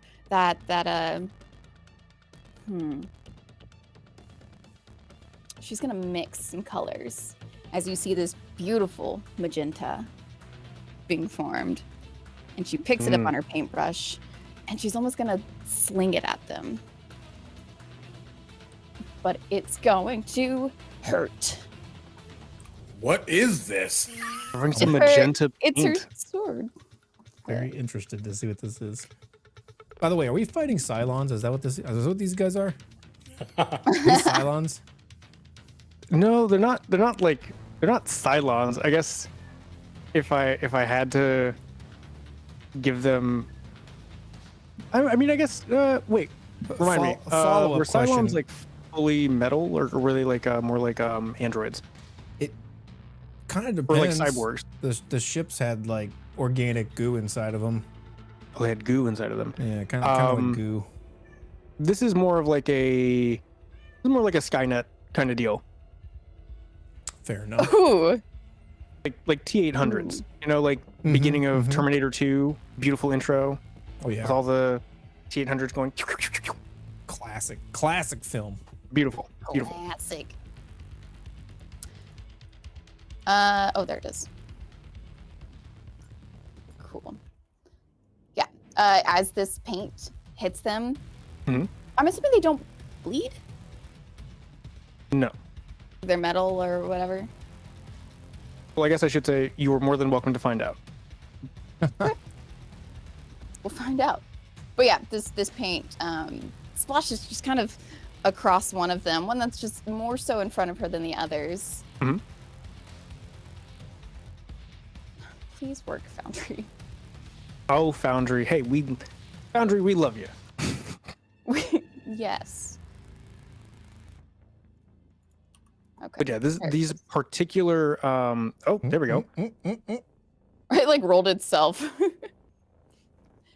Yeah, so since this is more hodgepodgey, I'm assuming there's probably even like bits of this metal or pieced together areas that might be lifted up, not quite Mhm. fit the way that a puzzle should. And this paint, it starts to just kind of seep inside Ooh. of those little nooks and crannies. 'Cause I do some necrotic damage with Divine Fury. How do I don't have this on my Foundry sheet. What is it? Or do I? What is it? Oh. She's a zealot. It's underneath your features tab. Yeah, I got it now. Thank you. It was like at the bottom. I didn't realize Oh, how much okay. it was. And with a 21, Yes. you Oh, I didn't mean to put definitely the hit here. plus. Perfect. While you're raging, the first creature you hit on each of your turns with weapon attack takes 1d6 plus necrotic or radiant damage. Okay. So then I would roll that. That isn't. That's 8 more, and we're gonna do necrotic. Okay. To go with the paint. We have a total of And 15 then- damage. Oh yeah. Peace. And then she's going to attack again. Now, is this applied to a single target or I think so, multiple yeah. targets? Okay. Pretty sure. Let me see. Yeah, it's the first creature you hit. Oh, Okay, well, that's and I for the assume- Divine Fury. Yeah. Got it. And I'm assuming it's going to be the one directly in front of you. Yes. Okie dokie. For CB's sake, just out of curiosity, does it seem like your paint has range? Not really. It's more. She has a long sword, so the paintbrush is shorter. But I use that distance of the paint flinging as like an extension of her long sword, Okay. just for the sake of it not being a massive paintbrush in her hand. I get that. But yeah, no. It's not as if it can go any further than the 5 feet hitbox. Okay. Cool. And we're gonna just swing again. That's a 19 hit. Wait, my bad. Yes, a 19 does hit.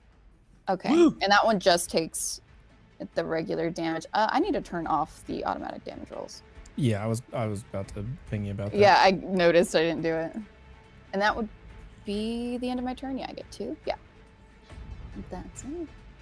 All right, and I've got to, let's see here. Oh, silly me! I've literally just blanked out on Okay. HP. It's not the 30 underneath the token, right? Yeah, if you right click on it, that's the HP. You can minus or plus what you want. Okay, perfect. Okay. So Oh, let's see. We go nice. 15 and 12 for a total of 27. 27. Woo. Oh wait, that's not right. You should be at. There we go. All right. So when you swing out with this, with your paintbrush covered in magenta, the paint immediately strikes against all of the looser plates, any of the joints where seemingly mismatched limbs are connected to mismatched torsos. As you strike it, the forward-facing automaton metal man immediately staggers back. You hear a loud crunch as it recoils, and with the necrotic damage that you have going on here, you see that this magenta paint begins to bubble and act as a corrosive against this metal, seemingly melting its limbs, creating it in this almost like melted goopy body form where it is now looking horribly in disrepair, barely standing. Oh, you don't look very good. Oh no. And she like starts to realize she needs to move away, but she can't. She doesn't A wanna touch glowing it. eye regards you and again just says, "Surrender to the will of the warman." She's just gonna like turn around to y'all, just her head, and just somebody to.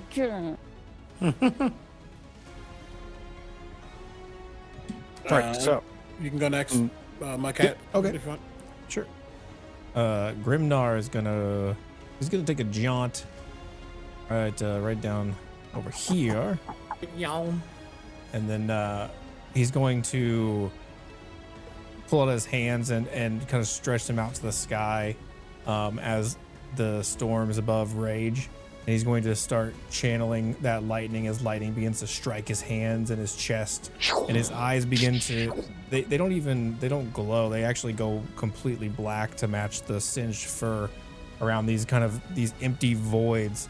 And as he looks at these robotic nemesis, he says, "Maybe it is you who should submit to the will of chaos."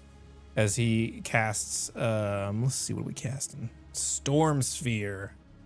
I don't think I've used this one before. So we're casting Storm Sphere. Let me find it. Ooh. Where'd it go? Where'd the Gold ball spells? of storms. I know. I'm gonna cast it far enough back. It's got a 20-foot radius. So Okay. I'm casting it far enough back where it's not gonna hit Muffy. Thank you. Yeah, no worries. They all have to make I'm gonna cast it. I'm gonna DC 19 strength saving throw. throwing it back there. Ooh, yeah, nice. What the heck?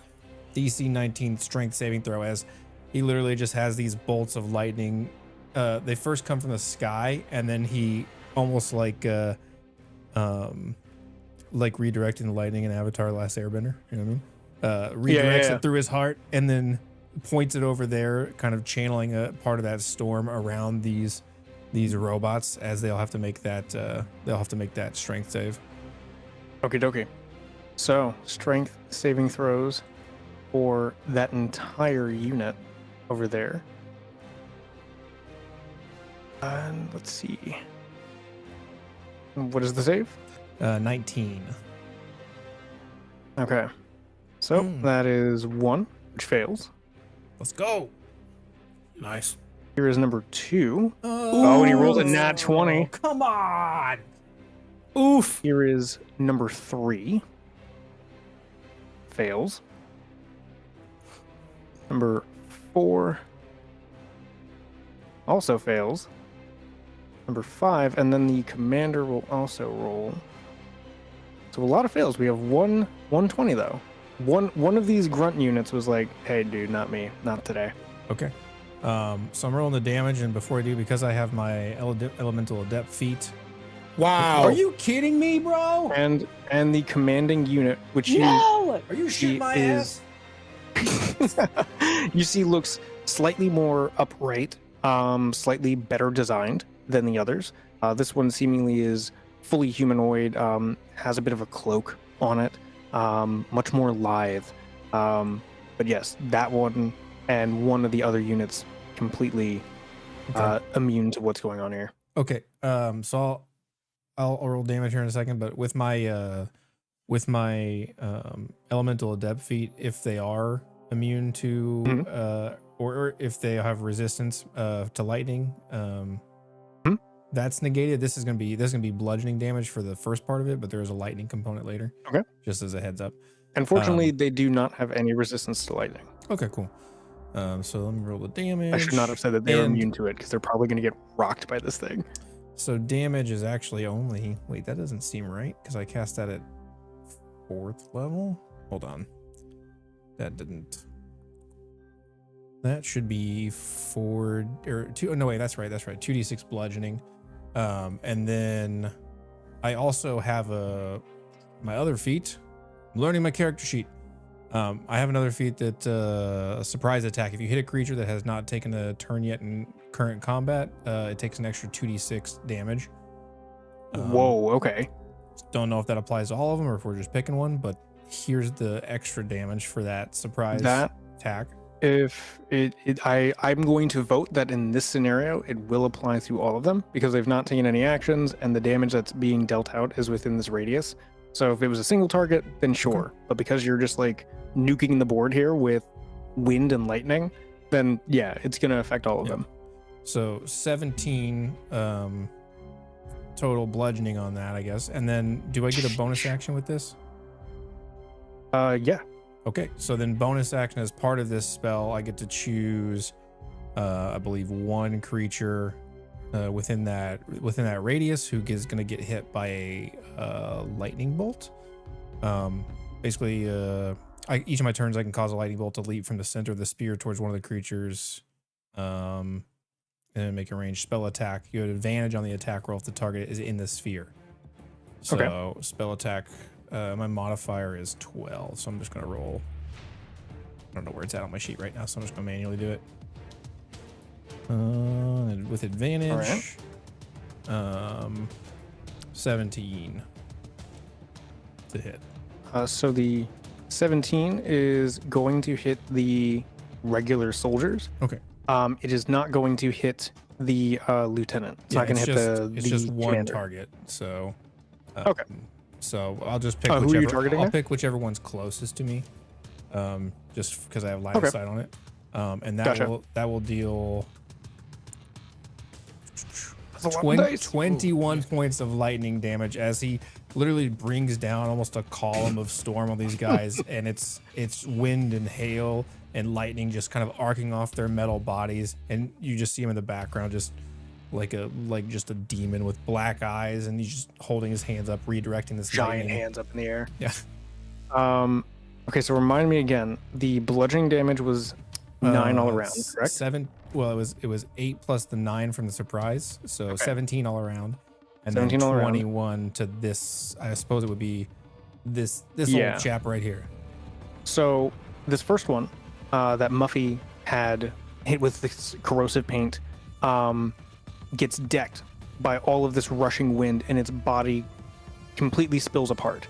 All of its joints having already been compromised and loosened by this corrosive paint, the wind picks it up with no ease and scatters it across this battlefield, totally destroying it. As for the second one, as they are all taking this 17, which now I need to go ahead and notate real quick.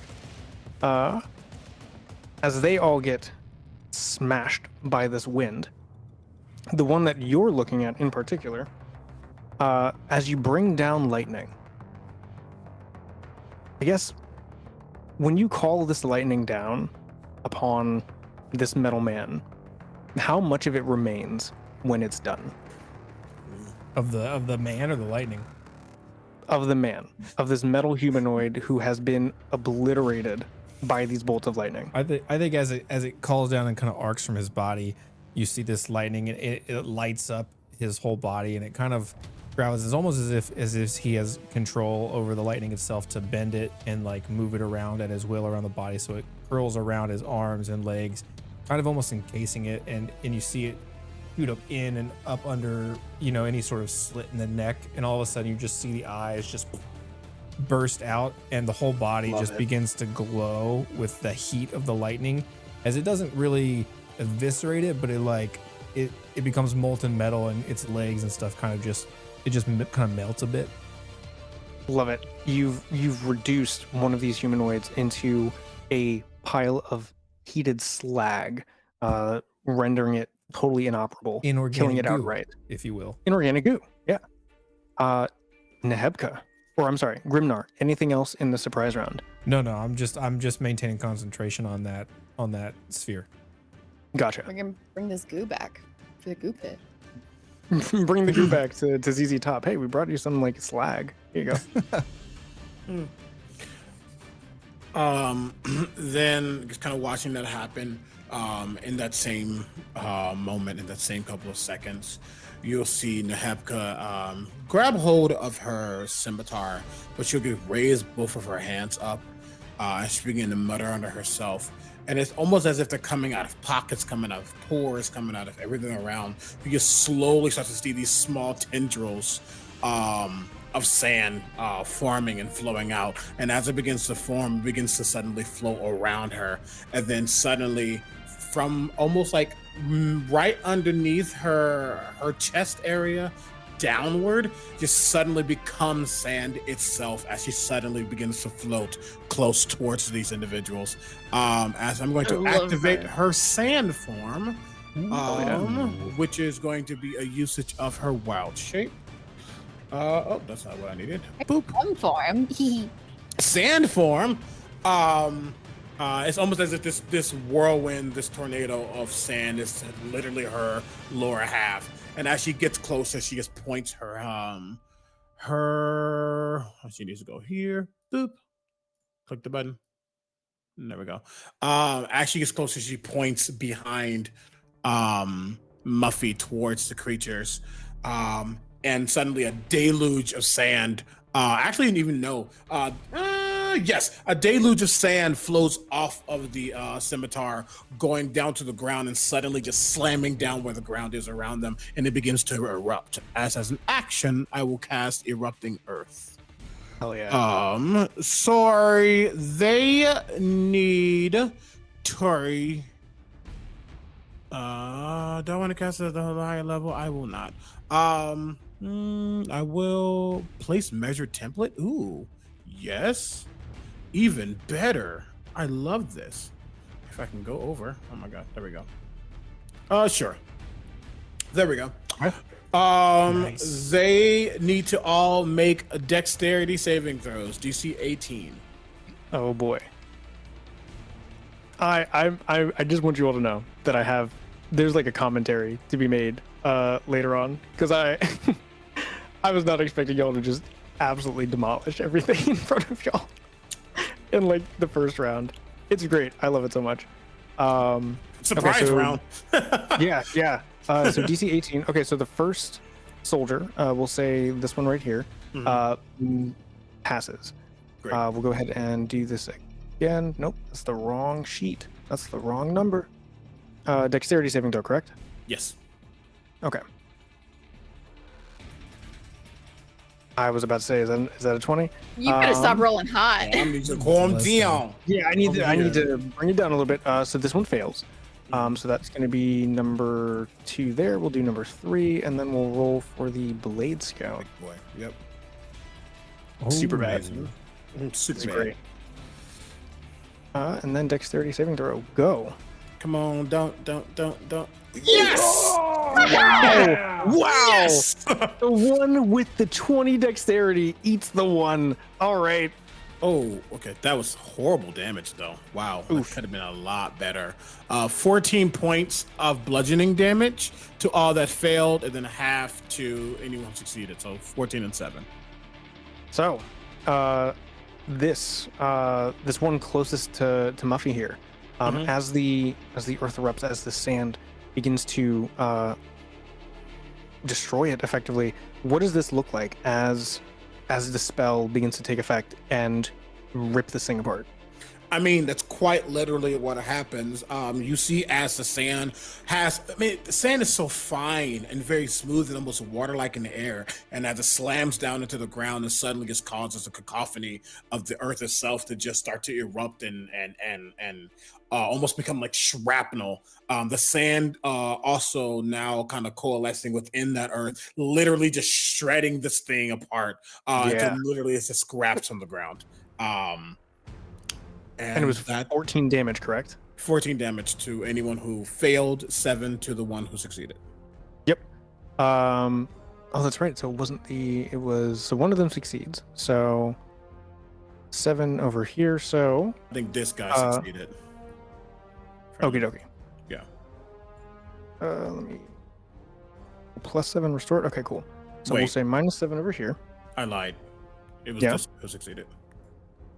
Okay. He was the first one you rolled for. Gotcha. So we will go ahead and redo that. So he succeeded. He should be at what is it? So let's see real quick. 13-7. What's that put us at? 13-7, that's 8. 13. Okay, so he looks Yeah. awful. The one right over here gets sandblasted, literally just reduced to small particles as the sand Aye. wraps in and around and pulls it apart and beats it into the earth, almost in a serpentine fashion, just decimating everything remaining here. I think honestly, as it tears apart and it is just happening so fast, and the sand is also compacting, literally put this thing into a coffin. Ooh, I love that. Mummies it. Yes. That's sick. And yeah, we'll say that across the board here, because that storm sphere hurt them a lot, and this erupting earth is putting a lot of them in the literal coffin. This other one behind the one that made it save, same thing happens, dragged down into the earth. You see its hands rising up as if to resist before tiny particles shave the fingers down to mere digits and then bury it under the earth. The commander here takes 14. He's still standing. He's still good. But now with the majority of his squadron gone, you see this mechanical head survey this damage. I think you all can tell when something's feeling a little bit of fear. Good. All right. Now, the surprise round is done. Now we will properly roll initiative. We're not even in combat yet. We're not even in combat. No. I need to touch myself. No. I know we were in art class. Yeah, You made we the were little in it. sand thing. There we go. You did different colors. Just making And I introductions. painted. All right. So now I'm gonna hit these. So you all hit your own d20 in this encounter, Yeah. correct? Yep. Okay. If it's time. So, no advantage. Of No course. advantage. That's fine. I think with this group, I'm probably always going to be the last in initiative. Jeez, look at these initiative orders. Okay. Oh yeah, nice. Let's see. Because you are closest, before we get into this properly, Muffy, make me a perception check.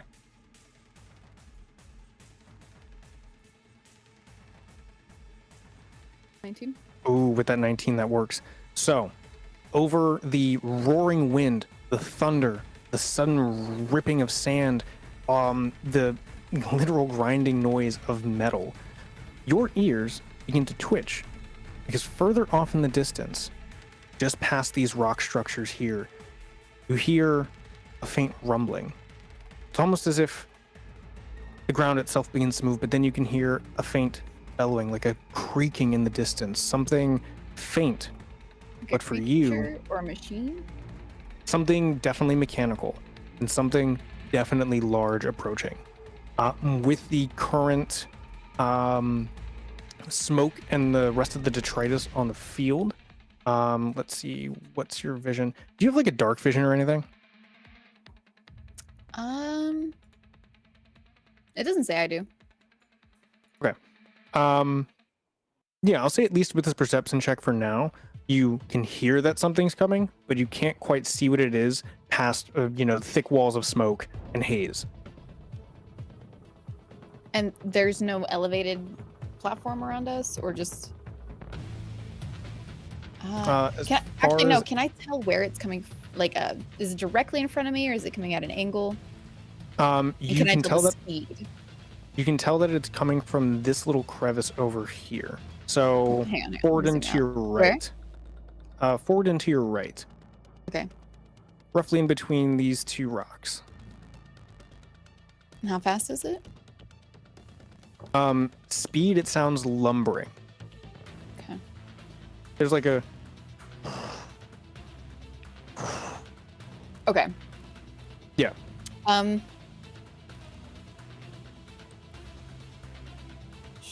Dang it. I don't have anything that wouldn't be other than she's gonna yell. To wait a minute. are you floating off of the ground? Can you feel the ground?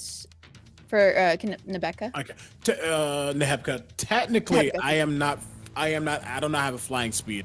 I feel like I should. Okay. But I do not have a flying speed, so I am technically on the ground. I'm just not. And she's gonna point down to it. Pay attention to the ground! To alert you of any movements or sounds. Oh, wait a minute. To prepare for anything. Did I do something wrong here? It says combat and it says encounter not started, but we've Oh. gotten all the initiatives. So at the bottom, what do I there's a need to do begin there? combat button. Oh, there we go. Bam. Begin combat. Is that Done. big where it says Easy. start here? Big button. You are here. Okay. You are here. So you hear that in the distance, and now we start at your initiative.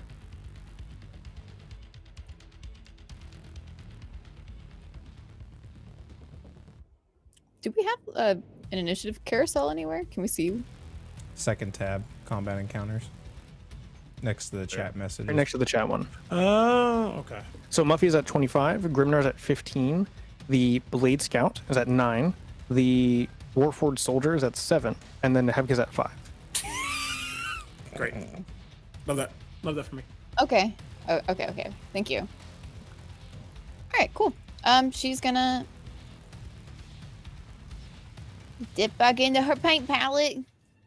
And also, I don't think it matters, but it's technically like double difficult terrain right now. But Oh, the movement, wiggle, Yeah, wiggle. running through the storm and then running through this erupting earth. Do these AoE spells affect friendlies? No, right now, Okay, it cool. shouldn't be. Cool. Yeah, mine is an immediate thing, and now it's just difficult terrain where that happened. Alright. Oh, Gonna time yourself. whack at this one. 18 to hit. Beats its AC of 16. Sick. Noted. I also love that it tells you that at the bottom that you don't have to actually do any of the mental math. It's just right there. Yes. That's great. Love the easy buttons.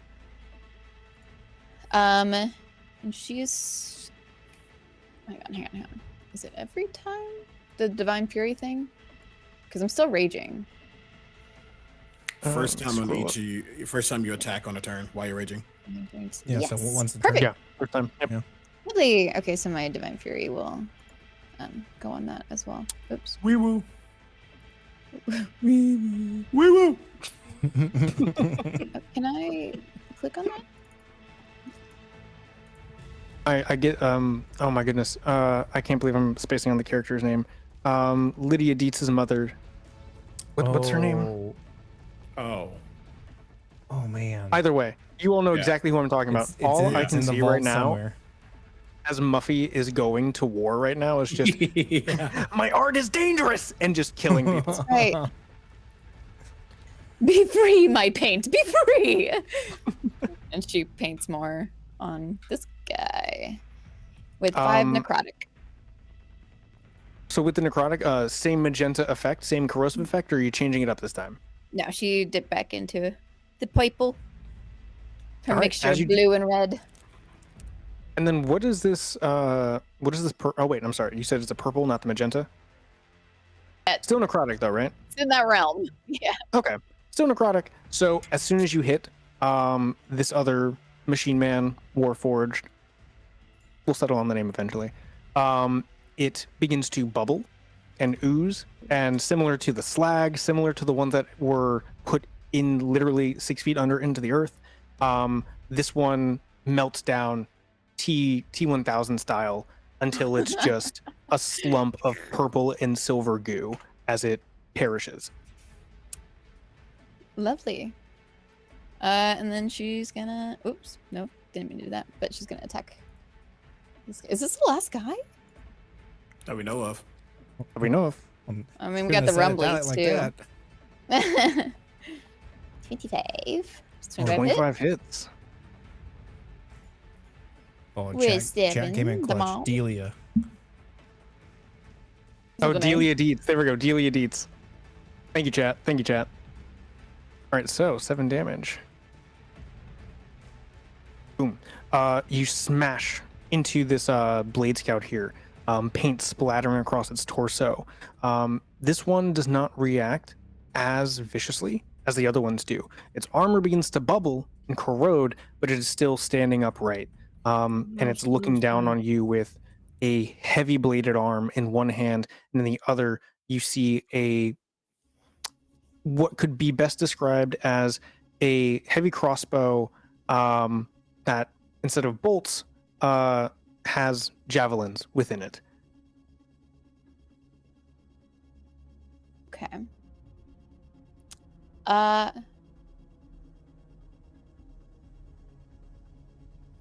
Alright. That is the end of her turn, but she would kind of step back, think of a fighter bouncing like on their feet back and forth a little bit.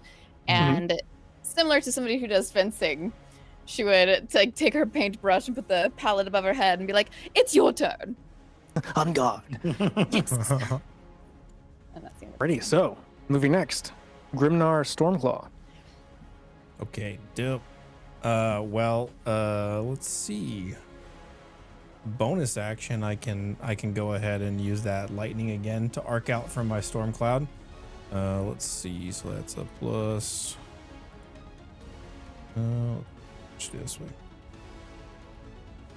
Arnard! I have advantage. Oh, I don't know why it's saying Muffy, but it's a 30 to hit.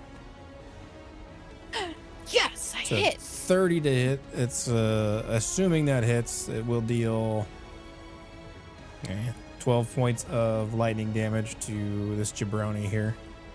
This jabroni, and you said it was a 13 to hit? 30. 3-0. 30 to hit. 3-0. Does it hit? Hey, I got really bad news for you, Mud. It's not quite 30. there. Shit. Man, it's gonna hit it a little too well. I feel like there's got to be a rule for like if you hit over double AC, you just like I don't know. You're the hit it in its DM. There weak point can or be. something. Yeah, Robert counts it as a nat 20. Oh, for real? If you hit over, Well, if you get double, yeah, they're Double AC. AC. oh wow, that's didn't know that. Cool. But 12 points of lightning Smart. damage. On that attack. let's see. Da-da-da. You are just shy. If that was a rule that we were running, you were just shy of just auto critting. Okay. Damn, that's So, I don't think I've ever seen a 30 hit. That's wild. but that was only my bonus action. And he's taking 12 points of damage. Yeah, 12 points on that. Okay. This machine is getting buffeted and or is it buffeted or buffeted? Buffeted. Buffeted, I think. Hey, Is whatever he you want it to getting- be. Hey, It's like like, the idea like of a nibbling buffet, at like it. I'm spoon feeding him food. I just want Right. you are stop. spoon feeding him pain right now. He's at an all-you-can-eat buffet of suffering. But he's still standing. It's Okay. almost. I feel like right now within this storm, with Muffy's paint, with the lightning, and with the sand blowing around everywhere, kind of looks like one of those like inflatable noodle men that you see on the side of the road, just like getting slapped around right now. Yeah. Well, I will. I'll go ahead and use my action then to cast as I stand there and I'm channeling all this energy and I'm still maintaining this concentration. And the storms are going in and out, and the lightning bolts. The lightning begins to crackle, multi-different colored, multi-different faceted, as it starts to kind of swirl around him, just kind of licking out with like tongues of lightning. as they start to swirl, and I'm gonna cast a chaos bolt. Ooh, and I'm very gonna thematic. I'm gonna do that at the 3rd level. What if it And bounces? It's a 25 to hit. Yeah, man, you got it. All right, chaos Can't bolt. deny that. And then let me see. I gotta remember how this mechanic works. We gotta roll for the damage type, right? Yeah, I love Chaos Bolt. So yeah, you know. roll for the damage type, and then depending on what you hit, it might actually leap to a new target. So it could hit Muffy, depending on what you roll. It's a D8. Whoops. All right, D8. Let's roll it. It's a 1. That's gonna be acid damage. So as this lightning begins to crackle all different colors, a green bolt of lightning. Did you roll 2d8 or 1d8? 1d8 is what it said, I think. So the target's going to take 2d8 plus 1d6. But I cast and then it. you're I gonna- cast it at a higher level. Gotcha. So Let's it's gonna be this much damage, I guess. Right, it's still doing the extra d6 of damage at higher levels, but in order to determine the damage type, you need to roll 2d8 because that'll also determine if it leaps off. Oh, okay. Choose one of the d8s of the run roll that die determines the attacks. Oh, you're right. I misread that. So Thank you. in the thing, it rolled a 5 and a 7. Oh, it did. Okay. It rolled it for me. If you look at it, it's a 5 and a 7. Gotcha. Yeah. Gotcha. It rolled it for me. Gotcha. Wait, where's So that? lightning and psychic. Rolled you a 7 again. I'll make it. Actually, wait, where can you see that it rolled the 5 and the 7? Is that just in the attack? Up in the attack roll or the damage roll. In I the think, damage roll, I think yeah. it rolled the 7 and the 5 with all the dice. It is with it. Yeah. Okay. I think did it add them to the total too? Yeah. Okay. It will take 2d8 plus however many d6. Okay. Yeah. Those 2d8 will determine which All right. type it is. Yep. Oh, makes sense. there That it is. makes sense. Okay, cool. There So we if go. I hit that arrow, I can see the dice that were rolled. That's nifty. Yeah. Yeet. So 37 Okay. points of damage, and is it up to it's me? Do I get to decide? Which one of those? Yeah, you get to pick one of the choose one d8s, of the and that D8s. determines the damage. Ooh, you know what? We've done lightning. Let's try psychic then. As one of Okay, the cool. as one of the lightning tongues, kind of reaches out as like a purple lightning to match as the lightning strikes through the paint, it picks up the purple hues and kind of coalesces into a psychic blast out of this beautiful. storm. Yeah, beautiful. So as this energy begins to radiate and react with this paint, you see it begin to trickle upwards, reaching underneath the jaw, moving between metallic teeth, going through little divots where you would see plates connected, and you see the head begin to jitter like a... But miraculously, it is still standing. Oh man. Okay. Oof. That's all I got. It is heavily injured. It is looking like it's about to fall apart with all of this combined damage. But as we move to its turn, seeing now that it has really nothing left, it's going to raise its arm. Specifically, Muffy, the one with the crossbow, sort of like a launcher. You catch that one of these bolts is red tipped, and as it raises its arm in defiance, it fires off a red tipped javelin that immediately ignites with phosphorescent brilliance as it rockets up into the air, a red signal flare. And then you all hear it. No. In unison, a war horn sound off in the distance. Not just one, but two, and then three. It's a solid horn. With its last remaining thing to do, it's going to try to swing at Muffy as it raises up its other bladed arm and attempts to strike our beloved artist here. We will go ahead and do its multi-attack. And let me make sure I do this right. I'm going to hit multi-attack. Is it going to make me pick which attacks first, or is it just going to assume whatever? I think you can click the individual components on the character sheet of the multi Oh, attack. cool. Look at that. Like you can just click which attack. I think the multi attack will only tell you what the feature is. I don't think it'll actually do the attack. You have to do them individually.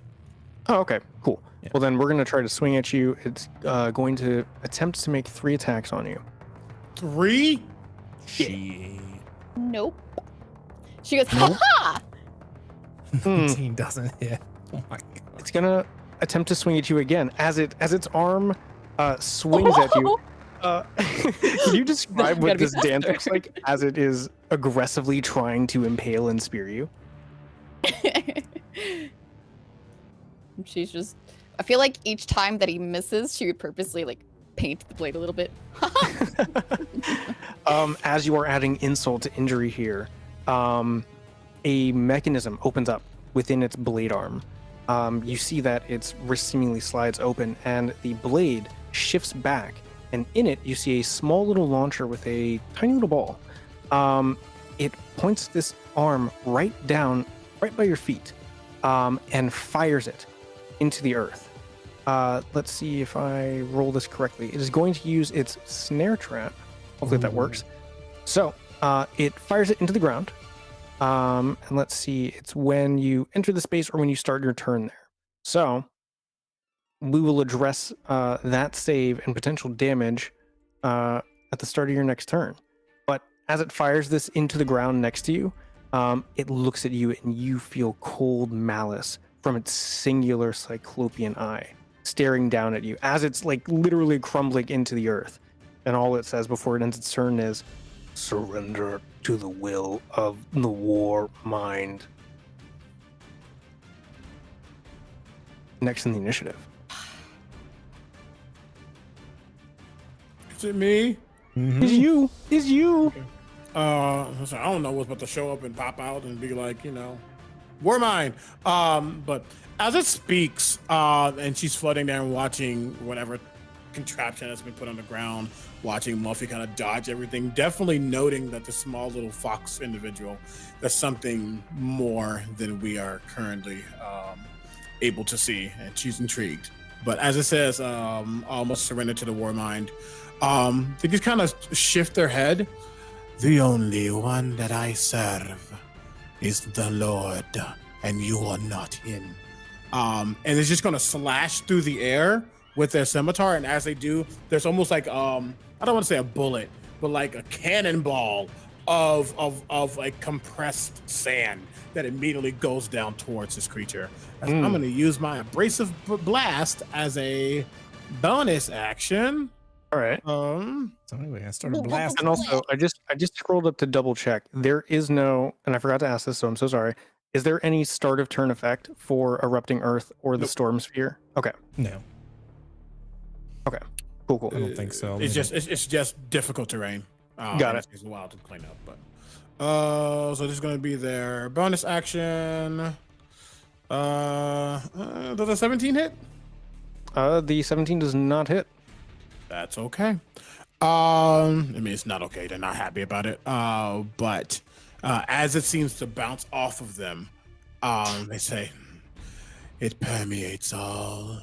Do not fight it."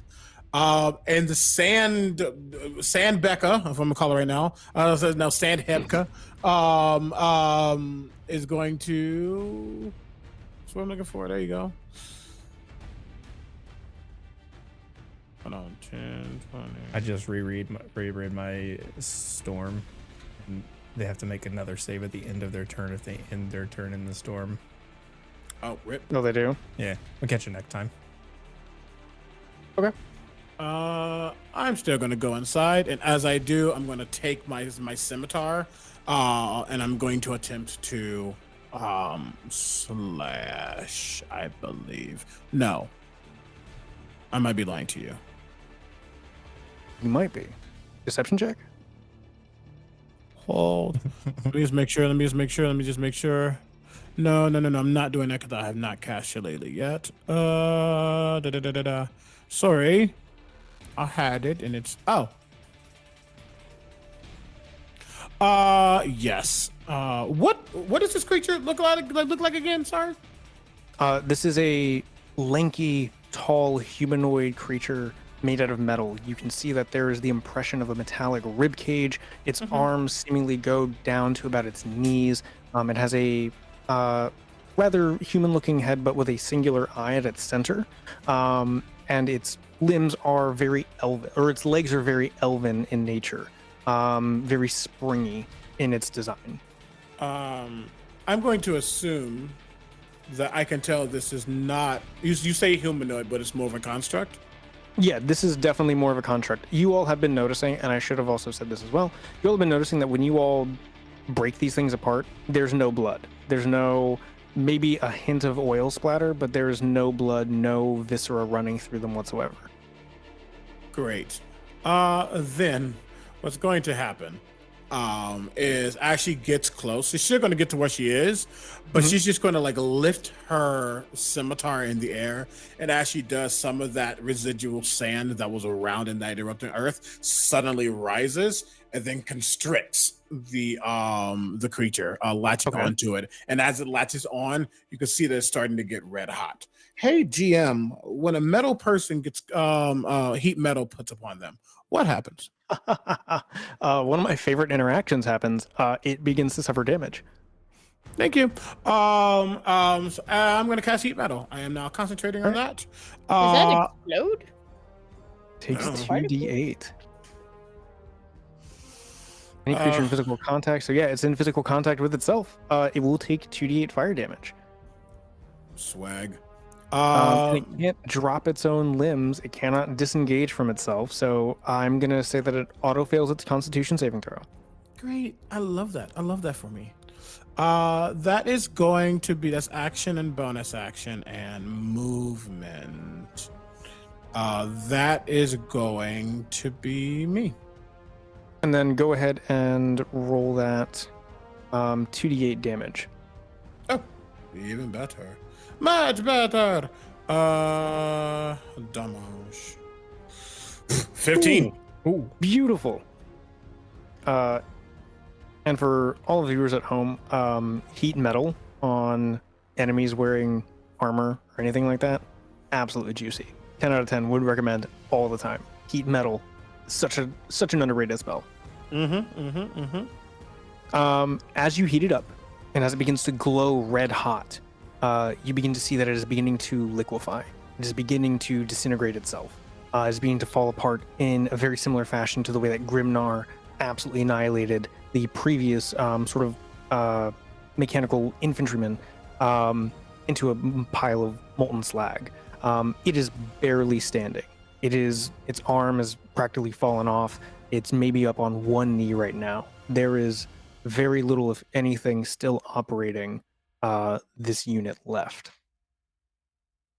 And I mean, I think Muffy's there. You would see that there is no form of like discontent or just no form of care for this individual. She almost like puts her chin up and just watches it suffer, and there's a hint of a smile.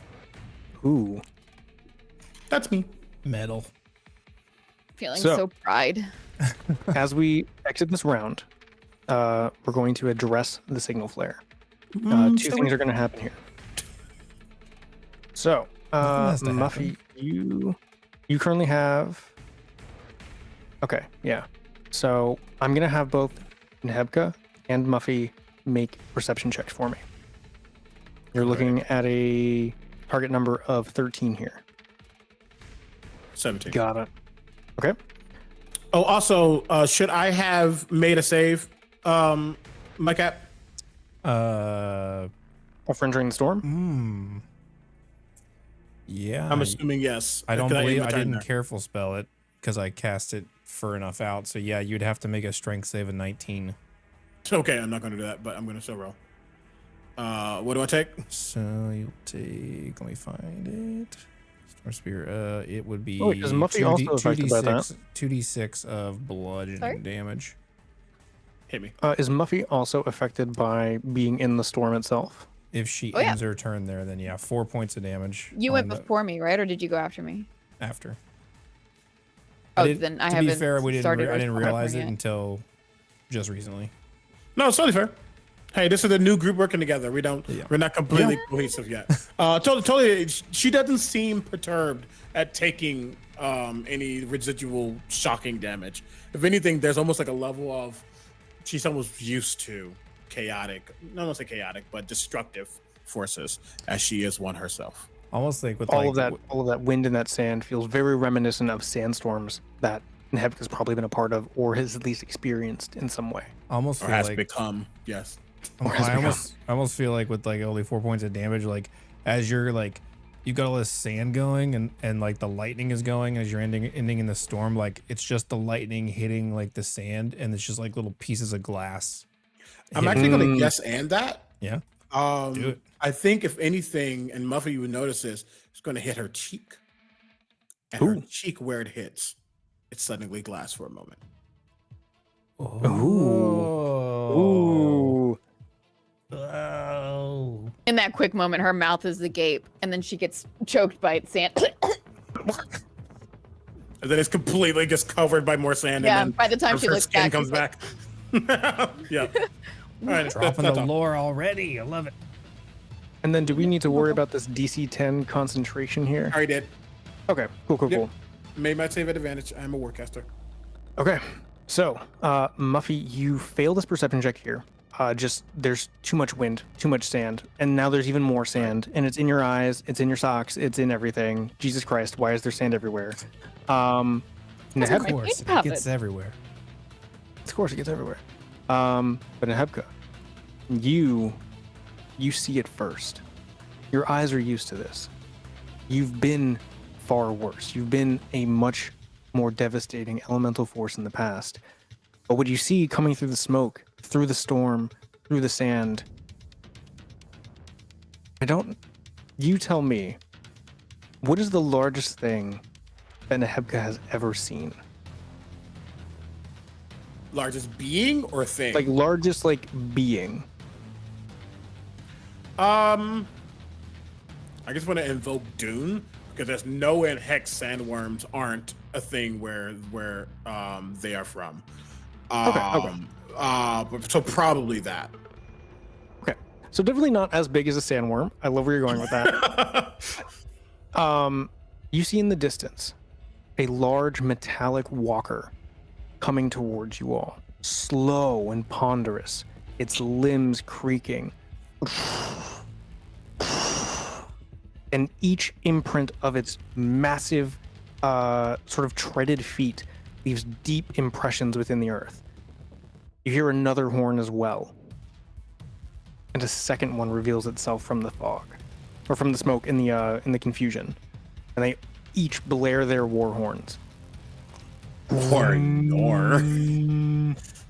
Whoops. You know, when Or you say walker, I was nor. thinking of like a grandma's walker. Right? Yeah. Okay. Yeah, giant Get off elderly of my machine. lawn! This is my battlefield. I'll show You you kids. You're scaring the neighbors. We ain't got no neighbors. We're playing in the dirt. And each one of these walkers is accompanied by more of these metallic humanoids. Oof.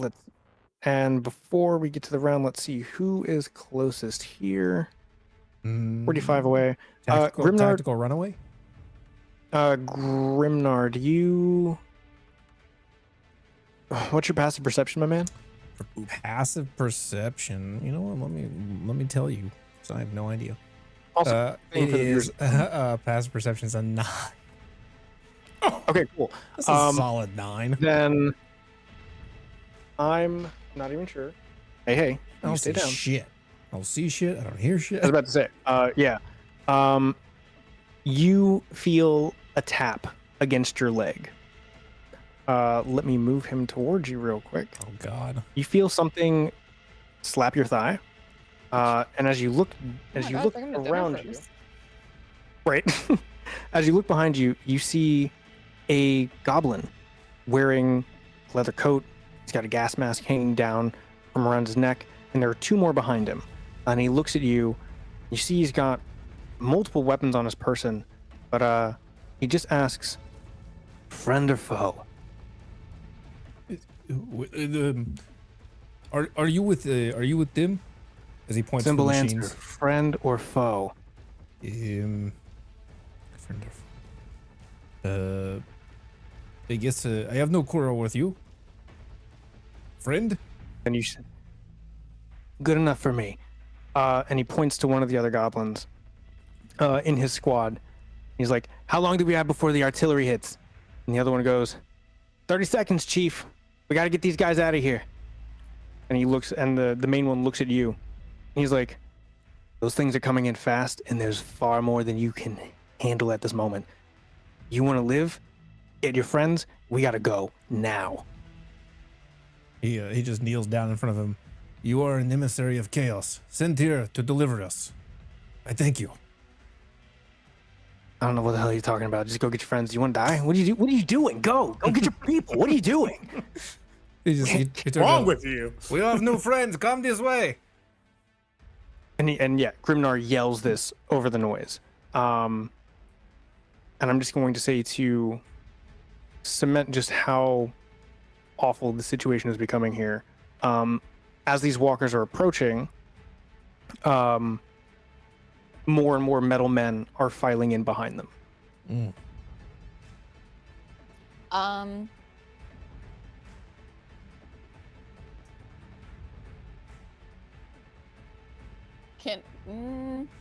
Whose turn is it? We are now at the top of the initiative, so it is your turn. You said this guy's like barely hanging on. Oh yeah. He's not there. He's ready. He's done. F him up. He's ready. All right, let me give him a little stab. Just a wee one, maybe. Finish him. Yeah, this is a big finisher moment. With that 21, you hit him. 12. Damn. Yeah, how's Muffy end this sort of Woohoo! Digging out this paintbrush and wiping away a blob of the sand that has just coagulated on top of her paint. And it slaps it down and then dips into the fresh paint again. And she, because it's also with this divine fury, she's not going to add it because obviously I don't need to. And seeing how everything is kind of almost disintegrated to an extent with this specific necrotic damage, she would do a little hop up. She's got some jump behind her. And for this finishing blow, she would paint a mustache and have that seep into his face as he falls. as you paint this mustache, yeah. Très magnifique. His face. And then she starts to move, hightail out of here. Which direction are we supposed to go? She would go that way. And yeah, from when you all landed, you'll recall that from where the metal men are coming, you see those metallic banners with the multi-geared circuit banner. Behind you are a various array of colored banners, and that's where you saw most of the non-metallic people running. That way, she says, looking up at Hepka.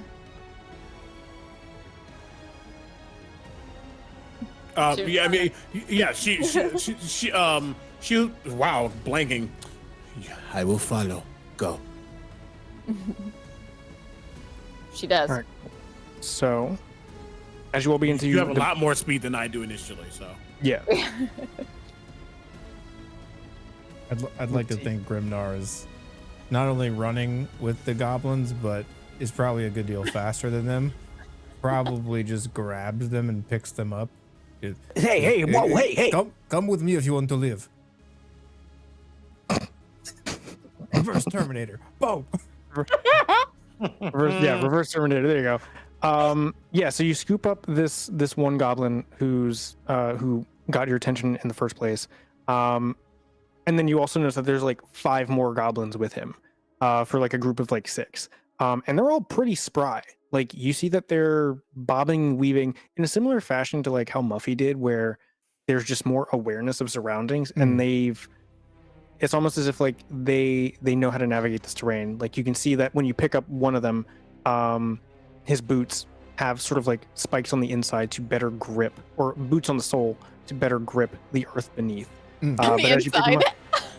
Yeah, he's just stepping on spikes the entire time. Blood just spurting everywhere. I didn't catch he's that just you like- said that. Yeah, the pain makes him move faster. Yeah, It would make me move faster. Yeah, just like, oh, I gotta get these shoes off. Oh my god, oh, it hurts. But Running yes, across the hot beach.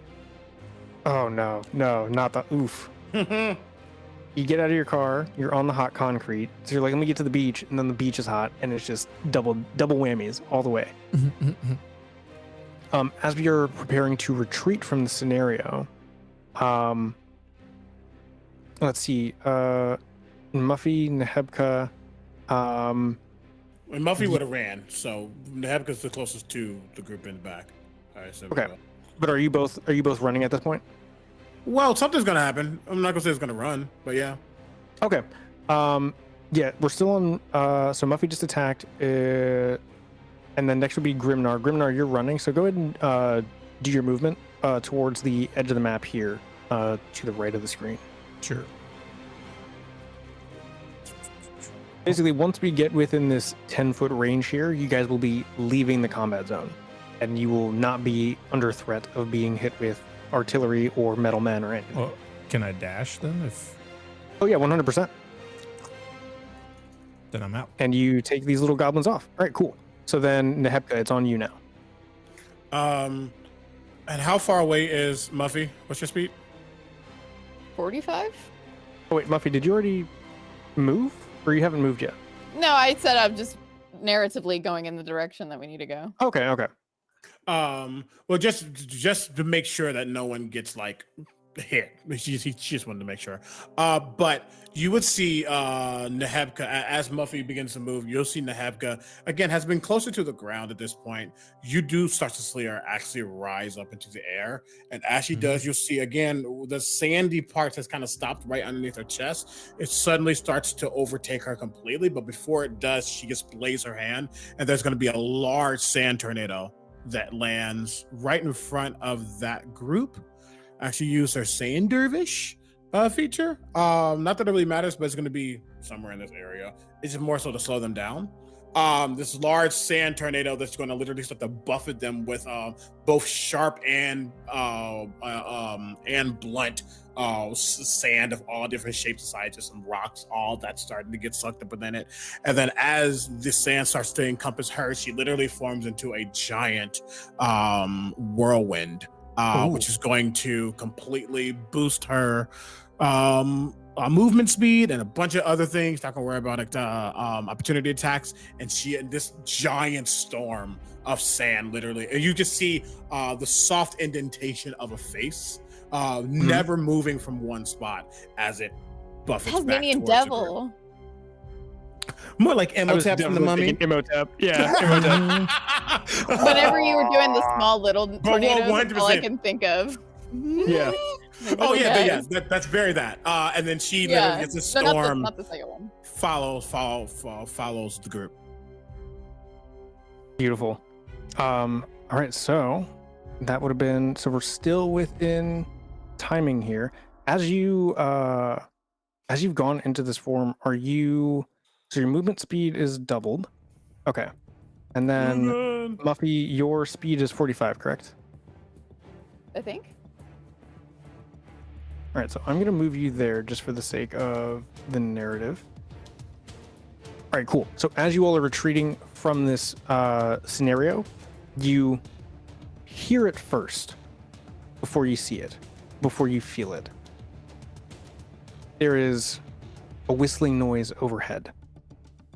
And then suddenly, there's a flash of light directly behind you, Muffy, as you are currently closest to this little impact zone. There's a flash of light.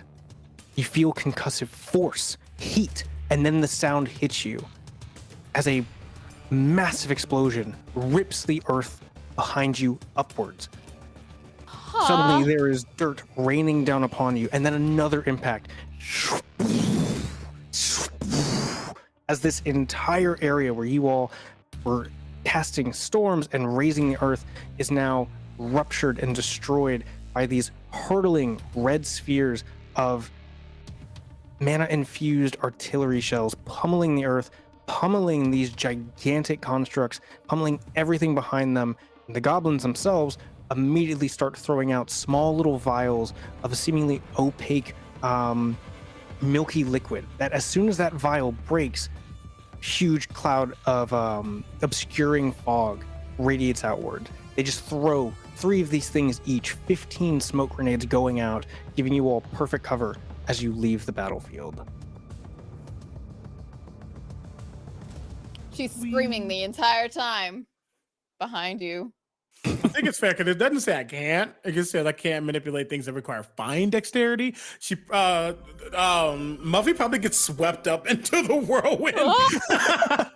Pick her right up, yeah. She's like reaching for her paintbrush throughout this. Like, no!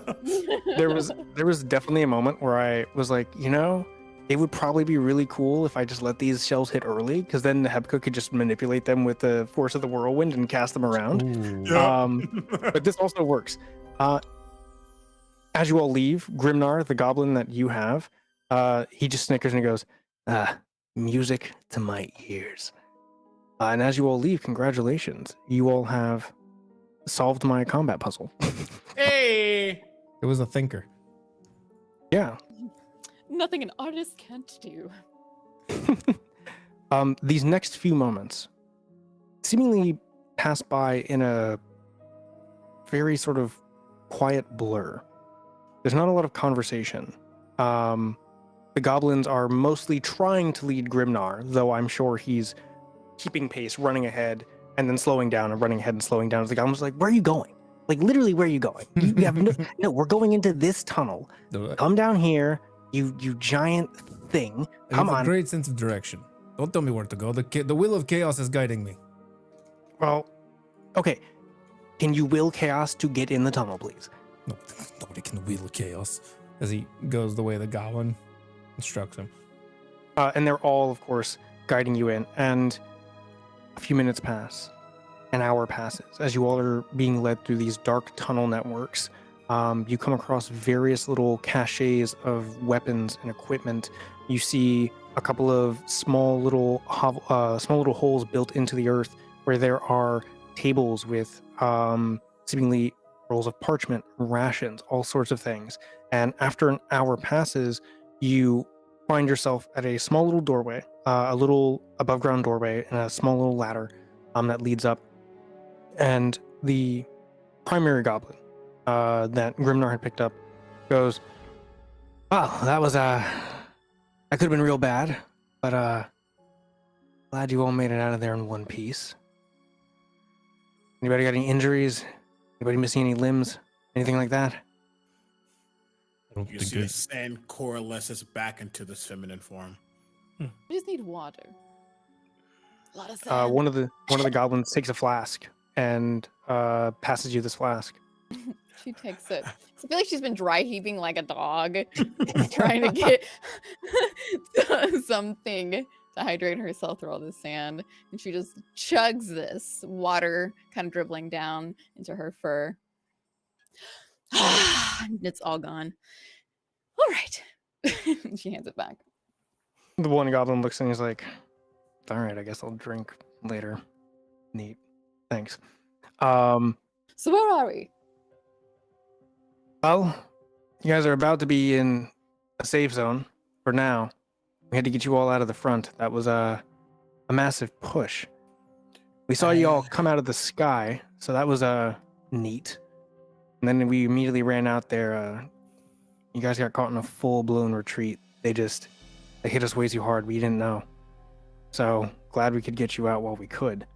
But before we get up there, mind telling me, who are y'all? Who are you people? We are emissaries of the Dread Fortress, sent here to. I suppose that's our business, but we were not told of this conflict. What is going on? Oh boy, you're in for a long story. But I'll give you the real quick short version. If it's made of metal, it's gonna try to kill you. If it's not made of metal, well, take all the help we can get. So fleshy good. Yes, flesh, great. Flesh, we love flesh. Bleeding. Probably shouldn't say it like that. Oh, Wait, what did you say? but if it bleeds. If it bleeds, We like it. We don't kill it. If it's metal, break it. Hit it with a hammer. Blow it up. Get it out of here. Not all things that bleed are good. Breach. I agree with that. 100%. Everything out there would have picked y'all up, ripped y'all to tiny bits, or worse, would have carried you away to God knows where. But I'll let the rest of them tell you about what's going on. As he climbs up the ladder and pops off the top, light suddenly flushes in. And he's like, all right, come on out. And you see the goblins are waiting for you all to leave. They are waiting for everybody to leave. They have crossbows, more of these sort of like vials ready to go, each one primed. They're waiting to see if anything has followed them.